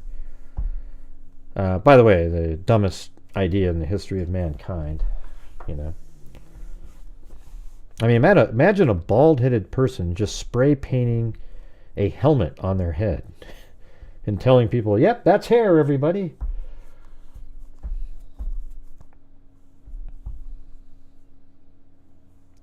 Not to Stan. Yeah, what did you say yesterday about, what does that mean, Stan? Is that like just a typical person or something? Or yeah. Gray, do you the old Gray, do you the old true detective? Do I read the old detective magazine? Did I read it back in the day? No. I would say about 25 years ago, I'd be more into conspiracy ideas, you know. But you know, when you get older, you just get a little bit more wiser, where you're just sort of like, how many of those have ever really come true, you know? They do come true sometimes, you know, like the percentage that these wacko true crime people do is like 75% of the crimes are a wild conspiracy. In the reality, maybe 1% of those is. But boy, are they happy when that one comes in. That's when their ship sails. It just, oh, we had it, man. We nailed it. Yeah, you didn't nail the other 99, though. You remember that? Yep. And hi, trolls out there. I appreciate you watching again tonight. I hope you're able to find some nice little clips and things to, you know, disparage me and, you know, trash my channel about. I don't think tonight was as richly filled with those types of elements that you guys love so much, but that's right, everybody. Hit that like button now. We only got we got 326 likes with 284 watching, so that means we got all those earlier. So we'll keep everybody updated on, we'll keep looking at the Audrii Cunningham and Elijah Vu as updates come in. I really want to see the probable cause document in Audrii Cunningham, and we'll just keep being updated on Elijah Vu. And then Mercedes Vega's mom will probably come on at some point not too far from now with perhaps some breaking news of information. All right. So anyways, thank you guys very much for being here. Even you, Cindy J. Cindy J is like if I had a sister, that's exact, like we would just be, you know, I guess, you know, I don't know. Yeah, that's about exactly right. Always needling me, and I always get her back. Yeah, that's right. Hey, you bastard. I said goodnight. Well, hey, goodnight, Tanya. Yeah. Make sure to send me the link to the video that you're talking about, Tanya. Because, yeah. All right. Well, thank you guys very much for being here. We'll see you guys tomorrow for another incredible show. One that I have no idea what it'll be about, but we do know that it'll be absolutely amazing, just like all the rest. But in all honesty, guys, if you're this channel right here, the goal of this channel is to do a lot of great things out there with part of the income from the channel, and to look at crimes in a way using the factual information in a case to put together the information You know, I'm good at collating it, like getting a piece from over here and the relevant information, putting it together, leading us to what likely happened. And I guarantee it, if you've been around here a long time, you're probably pretty startled at like how often we have it right from the beginning, right? I mean, it's not always right at the very second at the beginning, but as we're putting it all together, you know, we evolve, and then there's a moment where we've got it, and then boom, right? Like the Debbie Collier case, I guess you could say, is one of the better samples where I was even battling my own freaks in here because they didn't agree with me. But when all the dust settled, you know where it landed, right? I still don't buy it, Gray. Now watch, in a year they'll go, the Debbie Collier case has been reopened, given new information. Oh boy, here we go. Well, I didn't have that new information. Anyways, so that's what we do here. That's the goal of this channel, and you guys make it all happen. You guys are amazing.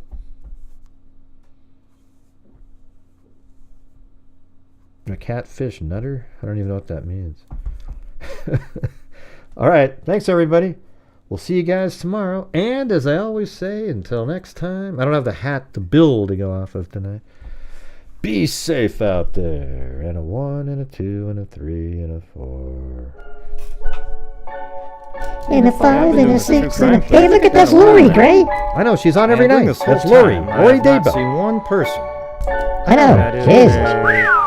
Crime dissector, plug rejector. I'm a certified human lie detector. I'm gonna get you on a stretcher if you try and tell me like a little projector.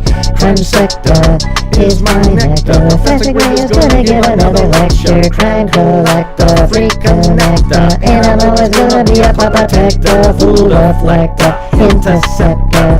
And I'm meaner than a spectre with a vector on his spectre with a respect job. Just remember, I have a temple for conjecture. I have no agenda. I'm a pretender, and I'll send it to you straight without the blender. I'm gonna send ya on a Mission to reveal a true offender. Yeah, you started that too early, Mary Lou. I know. Oh my God, Mary Lou. Jesus. Yeah, what was she doing, Gray? I haven't sang on here in a long time, but what was Mary Lou doing? Yes, Gray, what was Mary Lou doing? Hey, shut up, Timmy and John Boy.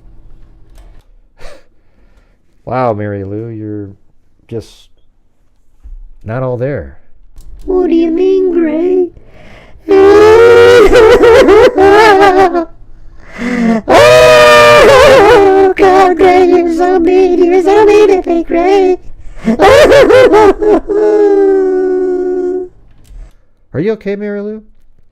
I'm just fine, Gray. Thank you. Oh, God, what a... Every time. You know, here I am. I thought I hurt her feelings, and it was all bogus. Every bit of it. Oh, man. Have another cigarette, Mary Lou. I will, Gray. Wait, was that a cigarette? Oh, no. Good night, everybody. Hey, pizza sounds good right now. I figured it would, Mary Lou. I figured it was. I think we all knew exactly what was going on with that extra cough. All right. All right, guys. We'll see you later. And be safe out there.